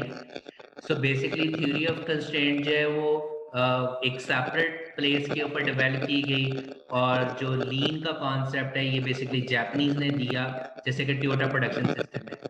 एक्चुअली टोयोटा वालों को शायद खुद से आइडिया भी नहीं है कि इसको लीन हमें कहना चाहिए या नहीं कहना चाहिए, ठीक है जी। लीन का नाम बेसिकली जो है वो अमेरिकन्स ने बेसिकली इनिशिएट किया इसको, आप इसके बारे में बिल्कुल ज्यादा अच्छे तरीके से भी जानते होंगे। सो बेसिकली लीन का आइडिया जो है वो not the theoretical people gave, so this idea came from the industry. Similarly, Six Sigma का आइडिया भी जो है वो इंडस्ट्री से ही आया, जो कि मेट्रोला कंपनी ने बेसिकली प्रोवाइड किया था। इसी तरीके से लीन का आइडिया भी जो है वो टोयोटा प्रोडक्शन सिस्टम से, मीन प्रैक्टिकल जो लोग प्रॉब्लम को रिजॉल्व कर रहे थे उस वक्त दिया। सो इसी वजह से जैसे मैं आपकी बात को बिल्कुल करूँगा कि इनको सेपरेट अडॉप्ट करने की बजाय हम किसी भी प्रोजेक्ट के अंदर, जैसे मैंने आपको शुरू में डायग्राम भी दिखाई कि आप इसको एक ही प्रोजेक्ट के अंदर इनके कॉम्बिनेशन ऑफ टूल को इस्तेमाल कर सकते हैं। नुमान काइंडली आपकी ना काफ़ी डिस्टॉर्शन आ रही है, तो उसको ज़रा ठीक कर लीजिएगा। So basically it is not compulsory कि आप इनको सेपरेट अडॉप्ट करें। अगर आप सेपरेट भी अडॉप्ट करना चाहें दैट्स फाइन। सो जैसे मैंने कहा, आई वुड लाइक कि जब भी मैं कोई प्रोजेक्ट कर रहा होता हूँ तो मैं यूजुअली अडॉप्ट कर रहा होता हूँ डिमैक मेथोडोलॉजी, ठीक है, विच इज़ बेसिकली आपके पास आ जाती है that was regarding the six sigma methodology, और आजकल जो कॉन्सेप्ट आ रहा है which is a lean six sigma के पॉइंट ऑफ व्यू से, सो उस पर्सपेक्टिव में वो मेथोडोलॉजी है। और मैं इस डिमैक मेथोडोलॉजी के अंदर लीन के टूल्स को भी इस्तेमाल कर रहा होता हूँ, ठीक है, सिक्स सिग्मा के टूल्स को भी इस्तेमाल कर रहा होता हूँ, और इवन थ्योरी ऑफ कंस्ट्रेंट को भी इस्तेमाल कर रहा होता हूँ। So depending upon the situation, depending upon the problem कि आप क्या कर रहे होते हैं। सो basically theory of constraint automatically जो है वो लीन के अंदर इनकॉर्पोरेट हो जाती है, ठीक है। मीन जो उसके 5 प्रिंसिपल्स हैं, value, value stream, flow, pull, perfection. सो आप फ्लो के इंप्रूवमेंट के पॉइंट ऑफ व्यू से, ये जैसे मैंने आपको पहले बताया कि लाइन बैलेंसिंग जब हम कर रहे होते हैं स्पेशली इन पुल पर्सपेक्टिव के पॉइंट ऑफ व्यू से, तो वहां पे अल्टीमेटली हम बॉटलनेक एनालिसिस ही कर रहे होते हैं, मीन हम theory of constraint he perform कर रहे होते हैं। सो आई होप कि आपको मेरा आंसर ठीक लगा हो। जी sir, thank you very much. वो मैंने नॉवल भी प्रोफेसर साहब का पढ़ा था, राइट तो राइट। इसके ऊपर बल्कि डॉक्टर हाँ, साहब वो मूवी बड़ा भी बनी हुई जबरदस्त। है, इसके ऊपर मूवी भी है, अगर टाइम मिले तो जरूर देखिएगा। जी सर, मैं मूवी भी देख चुका हूँ, और इसकी उर्दू ट्रांसलेशन ना किसी ने इंडिया में की है ओके, नॉवल दैट्स की, और ग्रेट। उसने उसकी रिकॉर्डिंग यूट्यूब पे है। अगर आप जी जी पसंद करें बिल्कुल। तो मैं आपके साथ शेयर करूंगा किसी वक्त। जी प्लीज, अगर आप इसी चैट बॉक्स में शेयर कर लें तो सबका फायदा हो जाएगा। सर वो लिंक ढूंढना पड़ेगा, मैं आपको ईमेल जी कर जी जी दूंगा, जी, फिर आप। ठीक है ठीक है ठीक है जी, हम फॉरवर्ड कर देंगे। जी नुमान, आपका कोई क्वेश्चन? जी, अस्सलाम वालेकुम सर। मैं जी नुमान वाले, शाहिद बात कर रहा हूँ, IQT स्टूडेंट हूँ, और करंटली MTM में जो है मैं आई डिपार्टमेंट में काम कर रहा हूँ। तो सर मेरे थोड़ी सी कन्फ्यूजन थी, वो थी कि ये जिडोका और आंडन थोड़ी सी मिक्सिंग हो रही है, मुझे अगर आप इसको थोड़ा सा क्लियरली एलेबोरेट कर दें। जी बेसिकली जस्ट मैं एग्जांपल के तौर पर आपको बता रहा हूँ कि आपने अगर लाइक फॉर एग्जांपल अगर हमने जिडोका सिस्टम को अप्लाई करना है तो उसके लिए one of the tool is andon, ठीक है ना। मसलन बेसिकली आप अपने प्रोसेस को किस तरीके से ऑटोमेट कर सकते हो, मीन ऑटोमेटिकली वो रन हो और ऑटोमेटिकली आप उसको स्टॉप करो, इस तरीके का सिस्टम डिजाइन कर दिया जाए कि अगर कहीं पे भी प्रॉब्लम हो तो हम उसको फौरन स्टॉप कर सकें और उसको रेक्टिफाई कर सकें। That is the whole idea behind the jidoka, ठीक है। सो अब उसको करने के लिए आप एंडन का टूल अडॉप्ट कर सकते हो, या कोई आप ऑटोमेटिक सिस्टम्स इस तरीके का डेवलप कर सकते हो कि जैसे कोई प्रॉब्लम आए तो हमें फौरन इंडिकेशन मिलनी चाहिए, ठीक है जी। Okay sir, thank you so much. Welcome thank जी, यू। वेलकम जी। और किसी का कोई क्वेश्चन? अस्सलाम वालेकुम सर। जी वालेकुम अस्सलाम। सर मैं तैयब रियाज फ्रॉम क्लास प्राइवेट। सर मैं जैसे वो वीडियो में ऑब्जर्वेशन देखी है कि जो सिंगल यूनिट मूवमेंट है वो काफ़ी बेटर है जी as compare to batch movement के।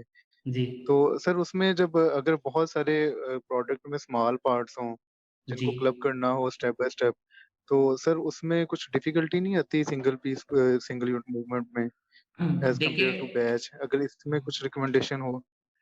देखिए अल्टीमेटली तो बेनिफिट यही है कि अब आपने वो देखना है कि वो जो भी आप एक्टिविटी परफॉर्म कर रहे हो उसको हम किस तरीके से maximum to maximum single piece flow के तौर पर ला सकते हैं, ठीक है। वो आप देख भी चुके हैं कि अगर हम single one unit at a time अगर बनाए बजाय इसके कि हम पूरे का पूरा बैच बनाते जाएं, सो you have clearly seen that कि हमें अल्टीमेटली जितना बैच साइज बढ़ता चला जाएगा, मीन आप जितनी प्रोडक्ट एक ही गो में ज्यादा बनाने की कोशिश करोगे आपका लीड टाइम बढ़ता चला जाएगा। सो अब आपने ऑब्जर्व करने, ऑब्वियसली ये प्रोसेस टू प्रोसेस अब वेरी कर रहा होगा कि हम उसको किस तरीके से अल्टीमेटली सिंगल पीस की तरफ ला सकते हैं, ठीक है जी। जी थैंक यू। जी जी वेलकम जी। जी और किसी का कोई question? Sir, I have a question. Could you hear me? जी please. Thank you so much for your informative lecture. I have a Welcome. question regarding Pocoyo. Could you please further elaborate it, give me an example? Okay. And secondly, could you also discuss about overall equipment effectiveness? Because I believe it also comes as a lean tool. जी Thank you. बिल्कुल।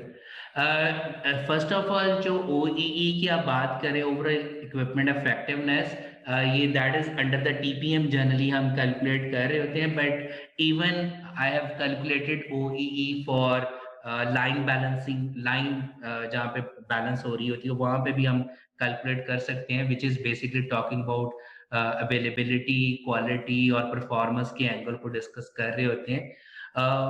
OEE भी आप जो है वो बिल्कुल calculate कर सकते हो एज अ बेंचमार्क के तौर के ऊपर, ठीक है, और that is under the TPM। Secondly जो आप बात कर रहे थे पोकायोके हम ये कह रहे होते हैं कि हम किस तरीके से अपने प्रोसेस को प्रूफ कर सकते हैं कि मिस्टेक अकर ना हो। सच एज आप इसकी एग्जांपल ये ले सकते हो कि जैसे हमारे पास एक प्रोडक्ट है USB की, ठीक है, जब हम उसको कंप्यूटर में इंसर्ट करते हैं, अगर आप अपने USB की फ्रंट से शेप देखें तो उसमें एक साइड हमें थिकर नजर आती है और एक साइड थिनर नजर आती है, ठीक है, ताकि कोई भी पर्सन उसको रॉन्ग एंड से इंसर्ट ना कर दे, ठीक है। That is a pokayoke design, okay, कि हम इस तरीके से अपने प्रोडक्ट को या अपने प्रोसेस को डिजाइन करें कि हम कोई भी वो मिस्टेक हो ही ना, राइट। इसी तरीके से जैसे हमें अक्सर बाल पॉइंट्स शुरू में मिलते थे जिसका कवर जो है वो बाल पॉइंट से लैदा हो जाता था, तो मोस्टली हमसे वो कवर जो है वो गुम हो जाते थे, तो we came up the idea कि व्हाई नॉट कि हम ऊपर जो है वो प्लग कर दें ताकि हम जस्ट वो उसको हिट करें और हमें उस कवर की जरूरत ना पड़े, और दोबारा से हिट करें तो वो आपके पास जो पिन है वो अंदर की तरफ चला जाए। So mean that is के again the पोकायोके। So पोकायोके is the concept और the idea कि किस तरीके से आप कोई भी प्रोडक्ट या कोई भी प्रोसेस को इस तरीके से डिजाइन करो कि उसको आप जो है वो गलत तरीके से कोई वर्कर या यूजर जो है वो आप कह लें कि परफॉर्म ना कर सके। Such as I have given you the example of the USB। इसी तरीके से आप अपने मैन्युफैक्चरिंग प्रोसेस के पॉइंट ऑफ व्यू से कर सकते हो कि फॉर एग्जांपल अगर मुझे दो कंपोनेंट्स को आपस में असेंबल करना है और उसको असेंबल करने के मल्टीपल तरीके हैं, लेकिन उनमें से जो असेंबल का क्राइटेरिया वो एक ही तरीका ठीक है, तो अब आप क्या ऐसा करें कि जो वर्कर है वो उसको असेंबल उसी मेथड से करे और किसी और तरीके से असेंबल ना कर सके। So that is again a pokayoke, ठीक है। तो मेरे पास इस वक्त जो है वो इन स्लाइड के अंदर उसकी एग्जांपल नहीं है, otherwise you can if you write down on a Google so you will find out multiple pictorial examples of the pokayoke, ठीक है, जो कि इवन हमारी डेली लाइफ के अंदर भी आता है कि उसको हम किस तरीके से इम्प्लीमेंट कर सकते हैं। जी Thank you so much, sir. My concept is clear now. Welcome welcome. Okay जी, और किसी का कोई क्वेश्चन?